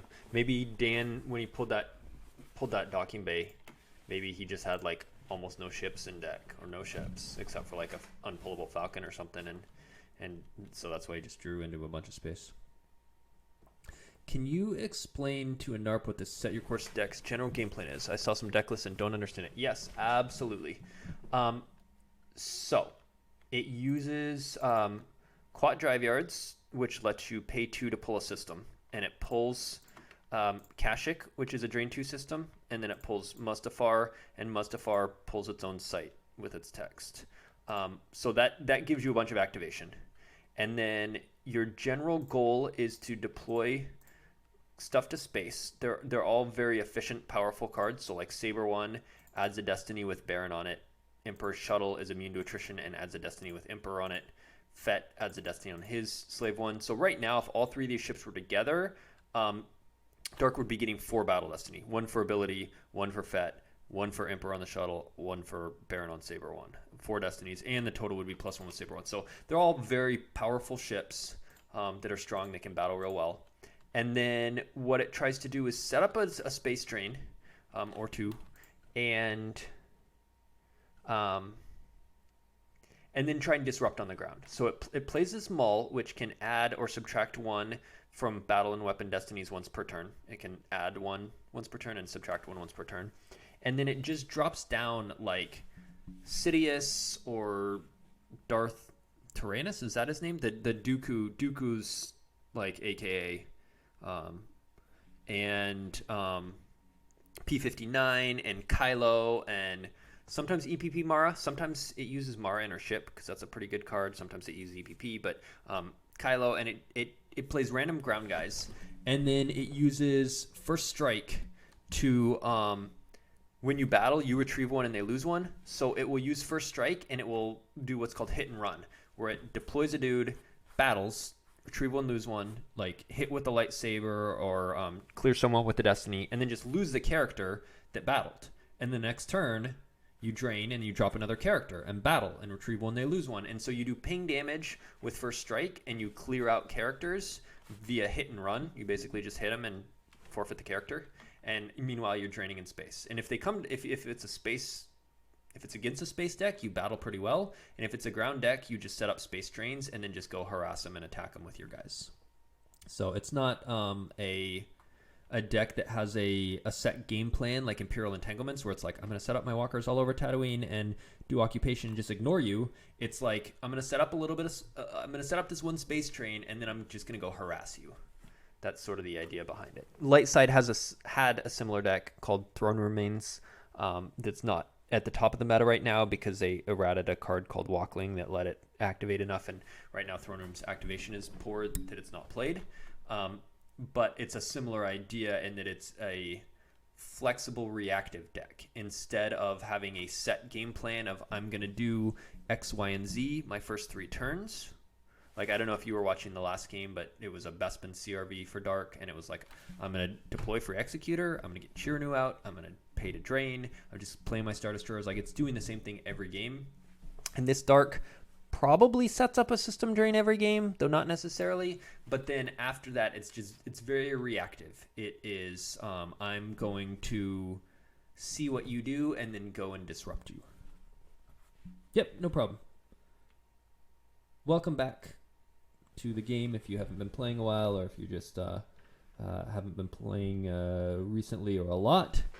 It's a lot of fun, and Gempc is amazing. The fact that we can just play Star Wars cards online and have all the rules enforced. And so Dan pulls with no idea and plays Profundity, which deploys for -2 because Darkside occupies that. It's not. It would be -4 over here, but he doesn't want to battle into those 3 destinies. He wants to battle into this one, so he drops Profundity. He pops Torin Far, Sabine, and Luke on board. That Luke is ping retrieve is going to be pretty huge this game for keeping Dan's life force up, since he needs to win by 13 plus. That 1 retrieval every turn negating a lot of Kyle's damage is big. Right now, Saber 1's just in for a huge smackdown. Padme comes down also. So Dan's going to battle. He's going to get an extra destiny to attrition with Padme, which will make sure to clear out probably both of them. Ooh, that's weird. Kyle spins used to pull a ship rather than spinning lost to just draw a 6, which would be +1 with him 7. Oh, I guess he's assuming Padme will cover it anyway with 7. So Kyle's going to have to lose 2 to Sabine because she is with 2 rebels. Oh, and she's with an Imperial. Whenever you win the battle, opponent loses 2 force. He's going to win the battle by outpowering him. So Kyle's going to lose 2 to Sabine. And he's going to trade like Padme for Dan draws a 1 for Battle Destiny, an indoor commando team. Sabine's only ability 2. So theoretically, he could Torin Far. He could lose Sabine and then Torin Far retrieve Sabine. Oh no, he has no force for secret plans. So he that's because he drew with 10 men. He opted to retrieve with 10 men, and so he paid 1 for secret plans and retrieved. And then Kyle uses Maul to subtract 1, and so that makes it a destiny of 0. And Kyle draws a 4, Baron adds 1, that makes it a 5. So, oh man, if he would have just spun, he wouldn't have lost 2 to Sabine. He's going to lose by, oh no, Maul adds 1 to it. So they're going to tie in battle. Maul turns out 4 into a 5, and then Baron adds 1 to the total, makes it a 6. And now they're both power 12 to power 12. And, attrition though. He's not immune. Kyle needed him to draw anything but 5 or 6. I mean, but I don't think there are any 6s in no idea. That is a bummer. Does Kyle have a close call? Ooh, he has a dark time. Fancy. That's going to make it a 4. That's hot. So now Baron will be immune. They will exactly tie. And Dan will lose 1. Kyle will lose nothing. See, this is what's silly about this dark deck, is it can do stuff like Maul, close call, and dark time to just... Wait, why is... Oh, did someone add 1 to the total? Torin Far added 1 to the total. Your total destiny is +1, +2 if piloting a transport. Torin added 1 to the total, so he wasn't immune. So he shouldn't have wasted the dark time. Or what he should have done is use that on the battle destiny. Oh no, because it still would have been... The total still would have been 1, no matter what. He couldn't have made it. So set your course use just because it pulls a worm and cancels battle damage. Yeah. So there's a couple reasons. One, it activates an insane amount. So it can pull that war room. It's got the Death Star. It starts this, and then you pull your other stuff. And right now, Kyle's getting 19. And yeah, Light's giving him some of that. But basically, it can activate 2, 3, 4, 6, 7, 8, 9, 10, 11, 12, 13, 14 on its own, plus what Lights gives you. And you want a lot of force to fuel that sort of reactive style that I mentioned. Throne Remains also likes having a lot of force because it lets you draw and get out your guys and go attack them. And you want a lot of force for flexibility. Kyle plays Voyeur and he names Barrier.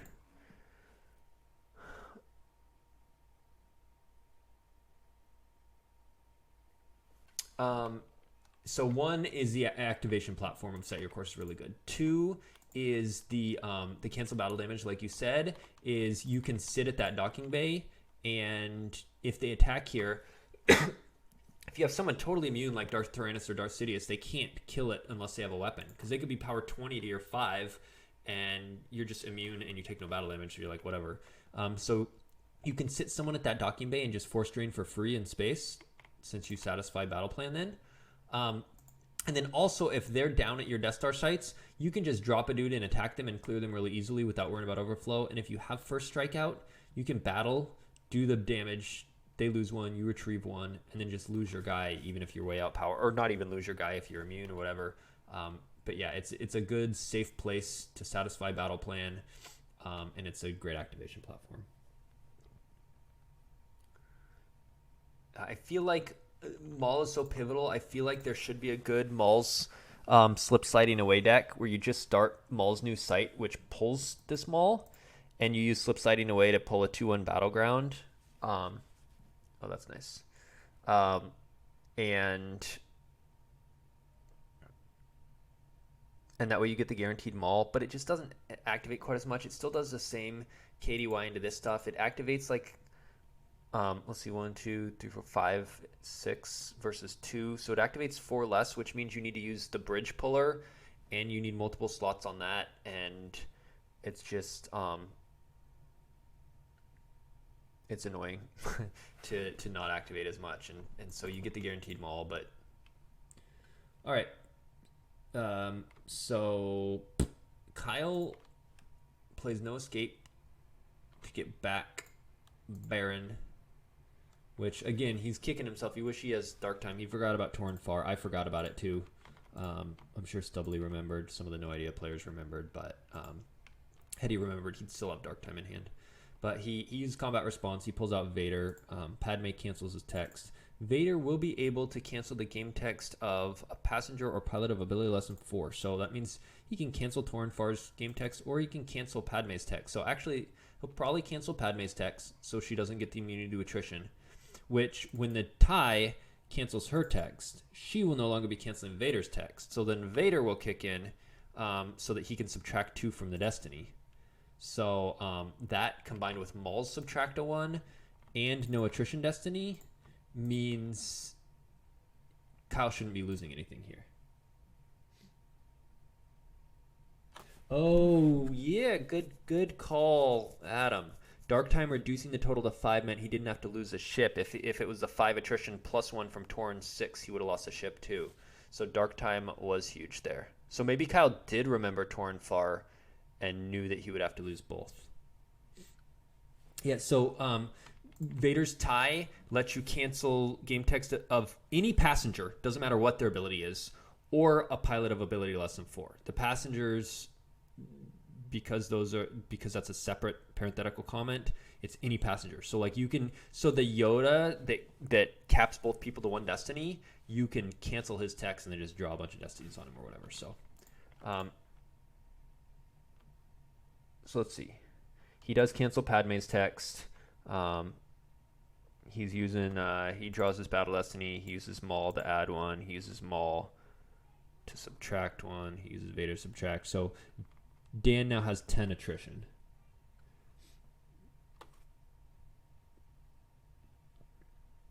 Yeah, Vader's tie is really good. So now we see Torn Far and Padme die.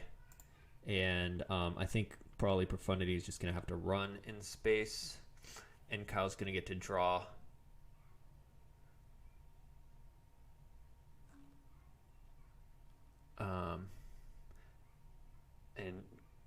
But that should be most of Kyle's ships. So right now, Light's flipped. Otherwise they'd want to pull a ship to Mustafar from reserve and then move Profundity with it. If Dan doesn't have backup for Profundity, that's slightly worrisome. However, the only other ships you could see is Mara's, which he probably is not running. He's probably running EBP. And I don't know. Would there be any other ships?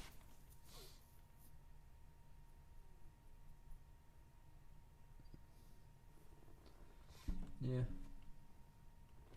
Favorite interaction is versus Diplo. Yeah, I think that is actually overrated, Joker King, because I played a game versus Diplo the other day where I used Vader's tie. It was actually the first game I'd ever used Vader's tie.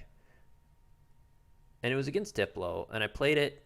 And I just heard from people, it was like, oh, it's auto win. You play versus Diplo and you cancel the droid's text and then you win the game. And I was like, cool, great. So like turn one, I was like, Vader, cancel the stupid droid text battle. And I was like, I draw Destiny and you don't. And the droids die instead of going down to the Dune Sea. And I was like, yeah.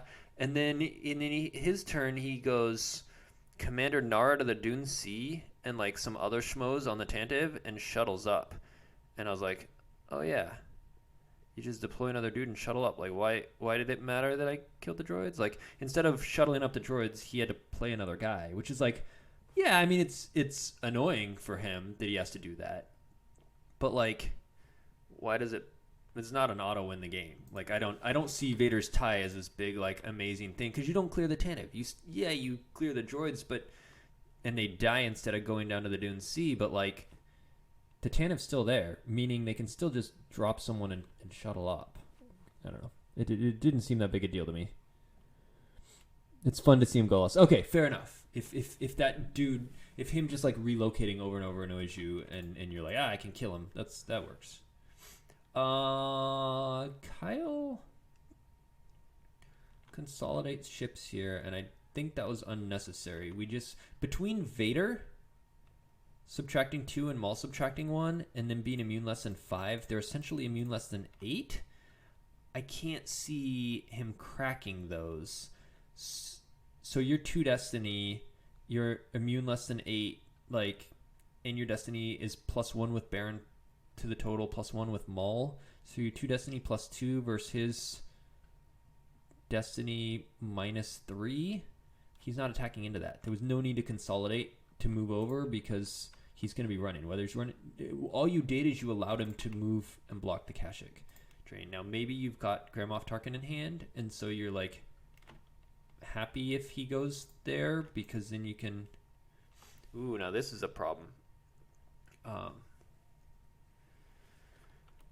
Dan's lucky he had that in hand. He obviously can't pull right now, but that is gonna let Dan drain for free and drain 3 there. Does he have any weapons? Can't overflow him, need a lightsaber. Oh, if he goes to kill Maul. Yeah.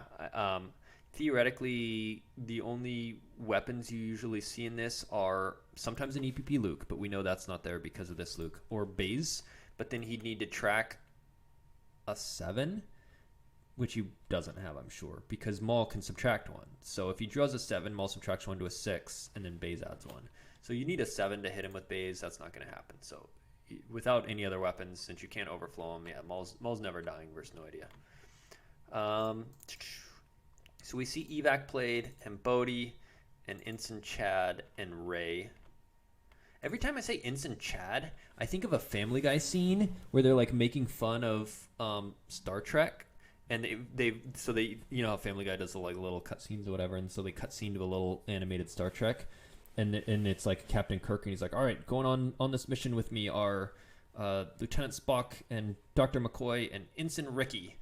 And like the dude's wearing like a red shirt, and it's making fun of how the red shirts always die. So he's like, Ensign Ricky. And Ensign Ricky's like, crap. And every time I read Ensign Chad, I just think of him as like a red shirt guy. He's like, Ensign Chad. He's just on the mission to die. Yeah, only chance is to crack Maul's immunity without a weapon, and Maul is immune less than 5, and he can subtract 1. So he's essentially immune less than 6. So yeah, Maul's not gonna die. So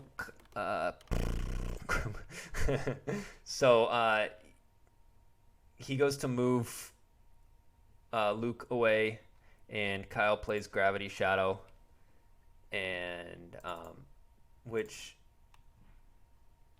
Dan grabs for some reason with no escape already out. Maybe because First Strike is out, he's worried about Kyle retrieving it. So he didn't want that retrieved if Kyle comes down in battles. So he First Strike, and he draws a Dark Time, and he blows up Profundity and Luke and Corrin, who had just shuttled up to it. And so now Dan says, I take it you tracked that. And Kyle says, not at all. Yeah, I didn't think he would have been able to with how much stuff he's having to do on his turn. Just got lucky. So Kyle's gonna drain 2 and 1. So right now he's threatening 3, and Dan is threatening 3, 4, 5, 6. So Dan's still ahead. And the other thing is, Kyle's ships are all up here, and the Death Star's way down there. The only other ship I thought of that Kyle might have, and I think he probably does, is Zuckuss and Mist Hunter. However, Dan has 7 ability, so Zuckuss is pretty meh here. Other than the fact that since there's only one of each ship, you can't lose Tanev because it stops it from being a battleground, so then you'd have to lose Han Chewie Falcon. But Zuckuss would be power 4 versus 13, and plus the extra Destiny to power from Falcon. Attacking into that's really scary. You could always throw Kylo aboard or something, make you power 6, and give you 7 extra forfeit, but you're still not super well off. But you do, as long as you kill one of those things. Oh, and that's what he's doing. Zuckuss and maybe Mark Steele, or maybe Grand Moff Tarkin, maybe both, and you can draw 2 Destinies. He does have 2 in reserve right now. Maybe Mar to clear some dudes at the beach. No idea. Usually runs light on rescues. Yeah, you gotta save a rescue for Gravity Shadow. But yeah, no idea doesn't often fit a bunch. All the dark side space I face uses Gravity Shadow, and it's weird that effective repairs doesn't cancel.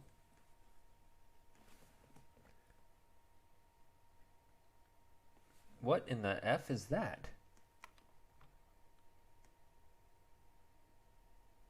Oh, is he going to docking bay transit her somewhere free to drain for 1? And then at that point, maybe over to Scarif? But like, they don't have the deploy plus modifiers anymore like they used to. Oh, plus she's an Imperial anyway. She wouldn't have been. I don't know. That's weird. I don't know why. I don't know why she's over there instead of like attacking or being anywhere. That was a weird play. And battling into this, I would have put her on there for forfeit fodder.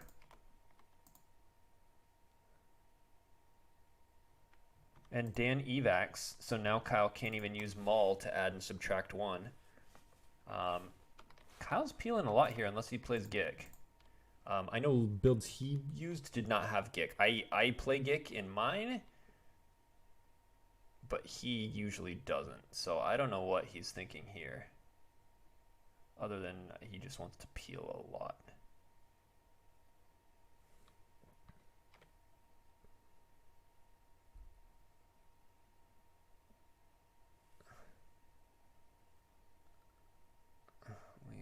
Maybe he gets lucky and Dan draws low. Kyle plays Cold Feet, pulls Vote of No Confidence. Sure.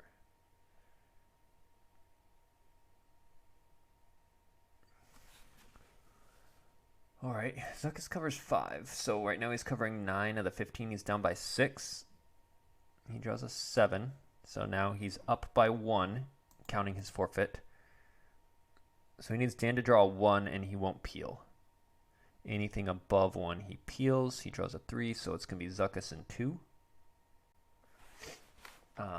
And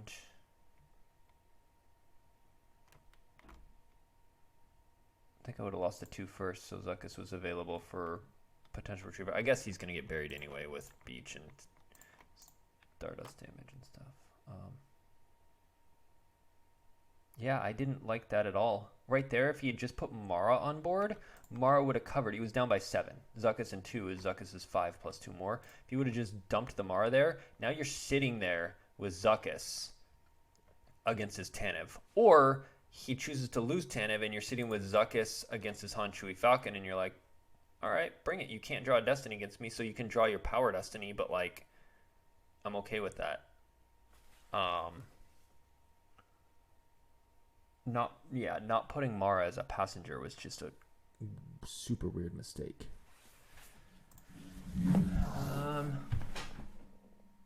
Dan is at 21 in life force and 4 in hand, makes 25, and he needs to win by 13 plus. So Kyle needs to cause 12 more damage. Luckily for Kyle, there's no Luke still retrieving. If that Gravity Shadow hadn't blown him up or stopped him, like if he had drawn a 3, Luke moves over to Mustafar. Right now he retrieves one. Like, Dan would be in a really good spot to just win the match if Luke hadn't been blown up. Because that ping retrieval.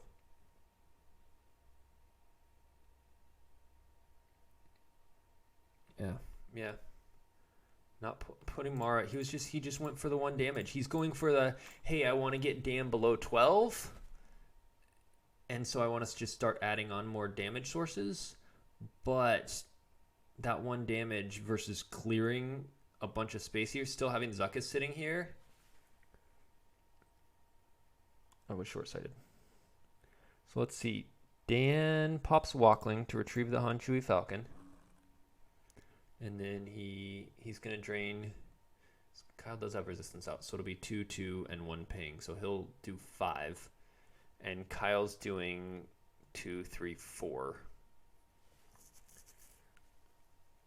No Idea can be surprisingly resilient too. So Dan's still got 2 pseudo life force on evac control that are going to come up if they battle. Plus, it's got random ping retrieval with 10 min, which is annoying. I would guess that'll probably, if Dan saves force for secret plans throughout the game, we'll probably retrieve Dan another 2 to 3 force throughout the game. So, yeah. Lost the game visual. Oh, that's weird. Let me see.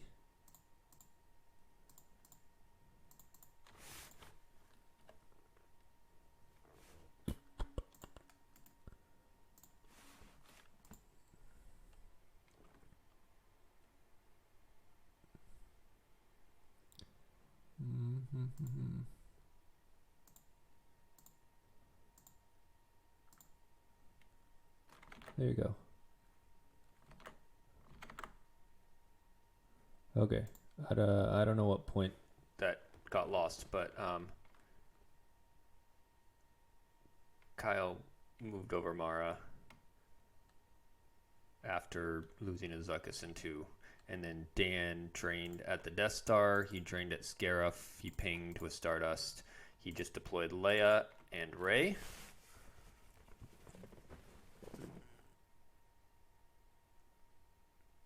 And Bright Hope. Okay, so if Zuckuss was still sitting there, that could be bad. Because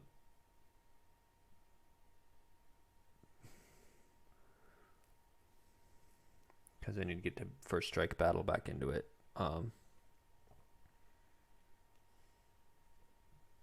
Still, though, well, I think Fett just came over, but if you move the Death Star to Parsec 1, the difference of 1 and 6 is 5, and the Slave 1 could have backed up Zuckuss. Like, you even could have moved Zuckuss away, move Death Star to 1, move Zuckuss away for a turn, and then move him back.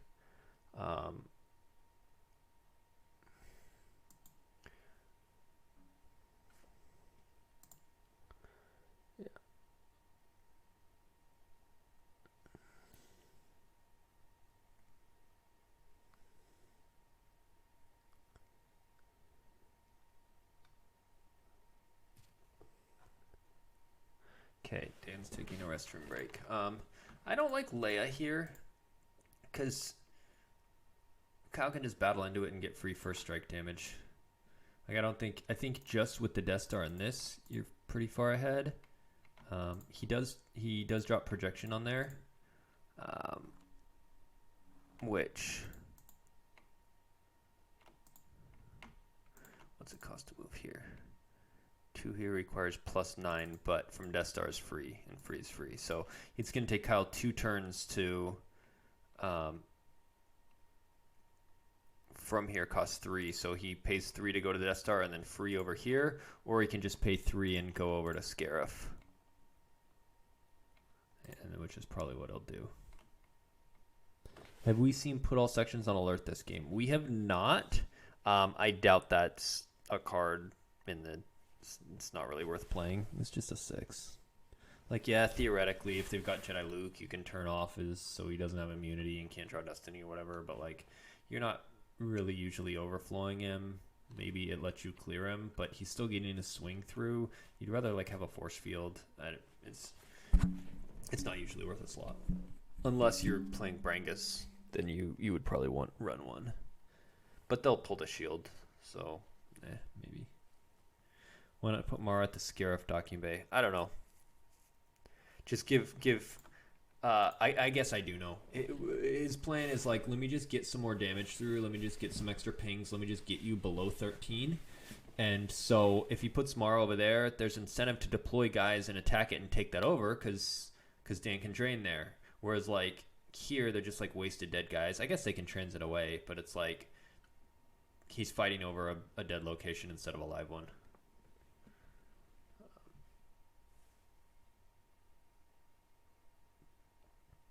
Spies are the biggest advantage No Idea has in this matchup with Dark giving up 2 Twixes. Yes. However, this Twix is meant to take especially with first strike on table because Dark doesn't take any battle damage there, so they can just attack into it and retrieve and stuff. I definitely would have put her at this Twix instead because then at least like Dark is risking light side being like, I decline battle Destiny, and then just comes down with like 4 dudes and overflows you. Whereas they're not risking that here. There's no risk to Dark. Light can't overflow here. So I don't know why you would go for this over this.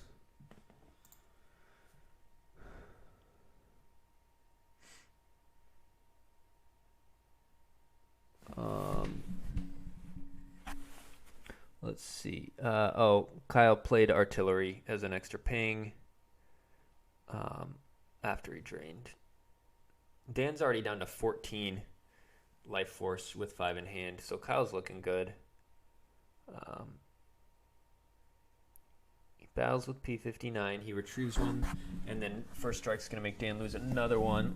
If he has Keep Your Eyes Open, he might consider playing it, but he'd have to lose Keep Your Eyes Open and a force to play it versus losing 2 to P59. It nets out the same, but then maybe she doesn't die because she has diplomatic immunity less than 3, so maybe P59 draws a little, but Maul can add to it, so it's doubtful. So Leia gets hit. She's going to have to lose 2.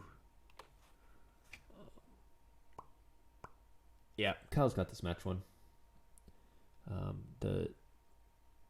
He was just too strong in space too early.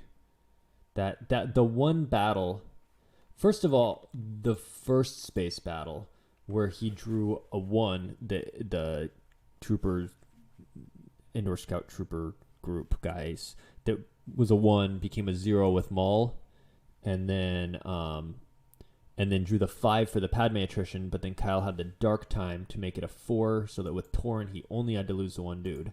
So that battle was huge.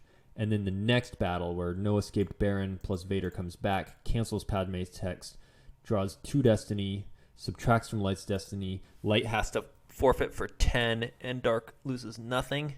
That was big. And now it's just been Dark just trading blows, basically. They're very similar. Kyle has 14 life force. Dan is going to retrieve with 10 men. So Dan is at 13 life force. That P59 took away some. Dan's at 13. Kyle's at 14. Kyle's at 4 in hand. Dan's at 3. So Dan... Kyle's up right now by 2. He's up 1 in life force and 1 in hand. But Dan's about to do let's see, resistance is out. So 2, 4, 5. So then Dan will be up by 3. But it's like they're going back and forth. Kyle's up by a little, Dan's up by some, like, but Kyle won game 1 by 13. So I think I hate this dark side almost as much as a broken concentration Watto. Really? What's NPE about this dark side deck? Like, the gravity shadow is annoying. I get that. But it's also pretty rare. It only runs 1 copy, and it won't necessarily blow you up. It'll just stop you. I mean, the dark it battles a lot. It's aggressive. You just gotta know how to deal with it. Oh, it's not NPE. Okay, I assumed that because you said you hate it as much as a broken concentration Watto, and a lot of times that is like they put back your force, and then you can't pay for Watto, so you have to lose 2, and then they put. It's just it's just so silly thematically. Okay, I can see that. They didn't. It's called Set Your Course for Alderaan, and Alderaan's not even on the table. There's no super laser blowing anything up. It's just like Maul manipulating from the. I like that it's a lot of big dark side bad guys though. You know what I mean? Like, it's, you've got the Emperors out flying around. You got Vader. You've got Baron, their best, star pilot. You've got Fett's out bounty hunting. You've got Mara doing stuff. Maul's manipulating from the shadows. You basically got all these big bad dark side guys going out and doing stuff. That's kind of cool. Just like the movies, exactly. And Maul Trent, it's over. And we got P-59 coming over here. And he's not worried about P-59 getting cleared because Vader's also now at a battleground site. So he's got 2 battleground sites. If one of them gets cleared, he can still drain free. He just spread, so now he's... And with Vader being an Imperial, Scarif drain is increased. Dan's only got 3 in hand. So right now, Kyle's threatening 1, 2, 3, 4, 5, 6, 7, 8 damage next turn. Even if Dan can shut off, like... Let's say he kills Vader. Did I count this as 1? 1, 2, 3, 4, 5, 6, 7. 7. Let's say he kills Vader. That will shut off 1, 2 of it. That's still 5. Like... So Dan drains 2 and 2 and pings 1 with Stardust. You should put clouds on the Death Star. I don't think you can have clouds on a mobile system. I don't think any sectors can deploy like asteroid fields or anything. That just wouldn't make sense. Like, the Death Star would just move away and what the clouds come with it. I guess that could make sense if there was some kind of atmosphere, but why would it have an atmosphere? And then, like, if you put asteroid fields on it and then you move it away and they, follow somehow? I mean, sure, they could be in orbit of it, but it goes through hyperspace. Like, I don't know. I don't think you can deploy sectors onto mobile systems. Pretty sure that whenever they came out with the sector rules in Cloud City, they made that the case. Oh, Luke's back. Second copy of Luke.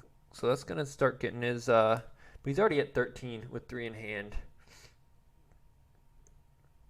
Melshi goes down. Okay. So, I mean, he's playing to win the game, but I don't think there's a way he can win the match. Because right now, like I said, Kyle's starting in 1, 2, 3. If he moves over to block Vader, it's 1, 2, 3, 4, 5, 6. And he is at 15 hand in life. Minus 6 is 9. So he'd be at 0 in hand, 9 in deck. Retrieve 1 with Luke would be 10. He's just too far down. Match play is grueling. It can be. Any Star Wars can be grueling. This isn't a particularly grindy match. It's been very interactive. Like, the last match was pretty interactive too. The Legend versus Bespin CRV. There's a lot of space battles. Yeah, we've seen a couple of more fun games for what the meta is right now. They've been decent games. So he does block that Vader drain, but like I said, Kyle's doing 6. 1, 2, 3, 4, 5, 6. Yeah, 6, and he has 15, so he'll be at 9. Dan can just concede here since he can't win the match. He can, but I wouldn't be surprised if he plays it out. He's the type of person to play it out and try and win by like 4 as like a moral victory and be like, oh, I won that one at least. He plays Ant-Man, which Kyle grabs for free. Something special. I would have just grabbed with the regular grabber and left something special open for a free grab later. So that'll knock him down to 8. Once we see these trains, plus the Ant-Man being grabbed is 1 extra damage. I think this is really good practice for later match play, thinking about math and stuff. That's true. A lot of times... it was after the NPC last year. My team was talking about grinding diff is kind of a lost skill in the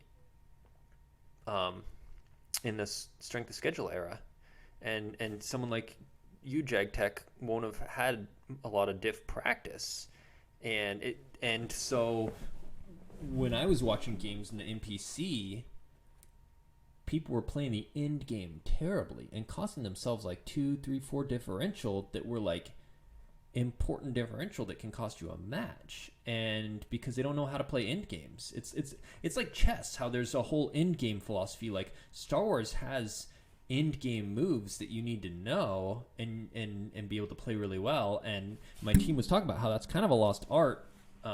and we're gonna see a Dan concede See here, Melshi doesn't even get a destiny. And Dan says, man, that gravity shadow was backbreaking. It Totally was. And so because of the strength of schedule era, a lot if you're playing in the OCS and you're way behind, right? Let's say they've got 20 life force and you've got 4. And you can grind for another 10 minutes and get them down to 19 or 18. Fuck it, you're not going to do that. You're like, GG, you concede. Like it would be almost a dick move to just grind that out. But in match play, if it's game 1, you want to grind them down from 20 to 19 or 18 because that differential can make a big diff. But we don't, and so you never get any practice at doing that. And so that's one area where old school players do have an advantage. Is we know a lot of the end game stuff. We know how to up our diff. We know how to reduce your diff, and it's a big advantage in match play. Justin said, pretty much all in the NPC for me. Tied to Cyan, lost on tiebreakers. So if I was more experienced with match play, then maybe, yeah, I would bet there's diff between the two games, diff that you missed out on. It's definitely a thing. Oh, Adam, with the burn, and you know that used interrupts exist. Yeah, you do. Ouch. So background, earlier today I played Apollo for the Gempc, and we were in game 2. He had won game 1 by 12, and I was at exactly 12 life force, and he typed in and he had less and lost overall between the two, and he activated his like 15 or whatever, and he's like, so if I drop, I went on tiebreakers, right? And I was like, well, here was your lost pile game 1, and he's like, okay. And he just starts like drawing, and when he gets to a couple cards left, I play a used interrupt that puts me from 12, what we were at, so we would tie, and then he'd win on tiebreakers, to 13, one more than his game 1 win. And he types in the chat ... And I guess he didn't know that I could play a used interrupt. It just didn't occur to him, rather. But that's kind of the thing when you don't, when you haven't played match play much. That doesn't occur to you. Now you always, from now on, when he's thinking about drawing up in match play, I'm sure he's going to take into account used interrupts as a possibility. Eric Hunter, after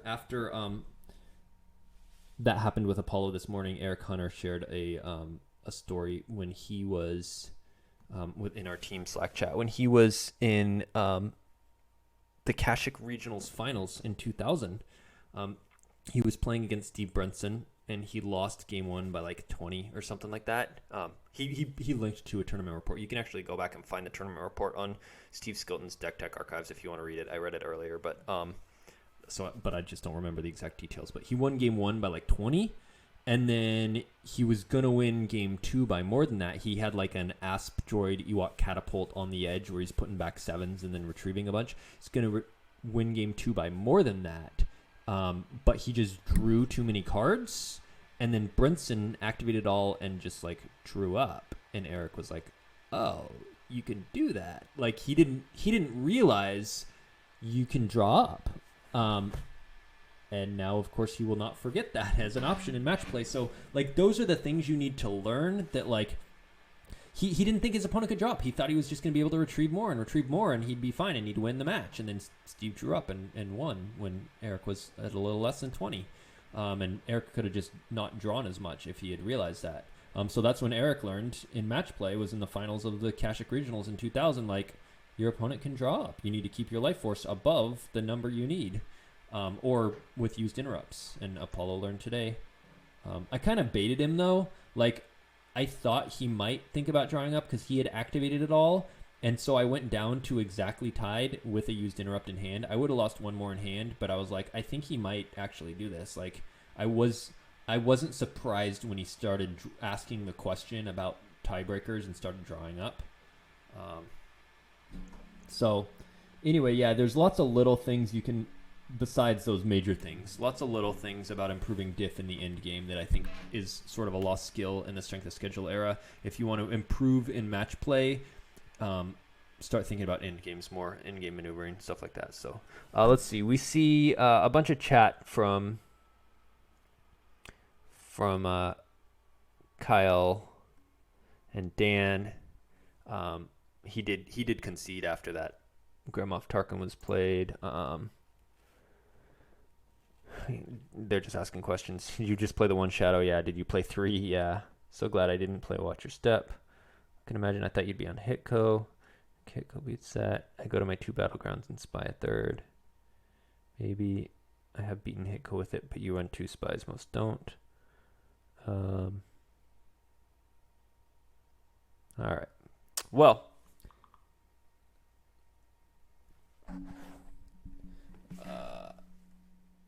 It's like practicing final table ICM stuff in poker. Yeah, that's a good point. Right. Poker with 8 people at the table is different than heads up poker. And so you need to be versed in both those if you're going to make it to the finals.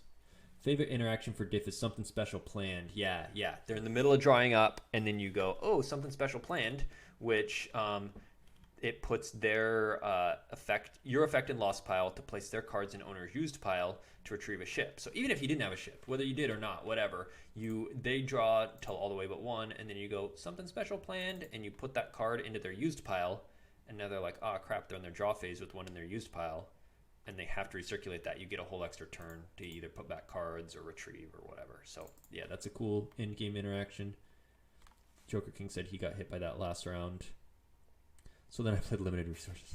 Yeah, hey, thanks for hanging out, guys, for watching. Hope you enjoyed this match. Congrats to Kyle for advancing. And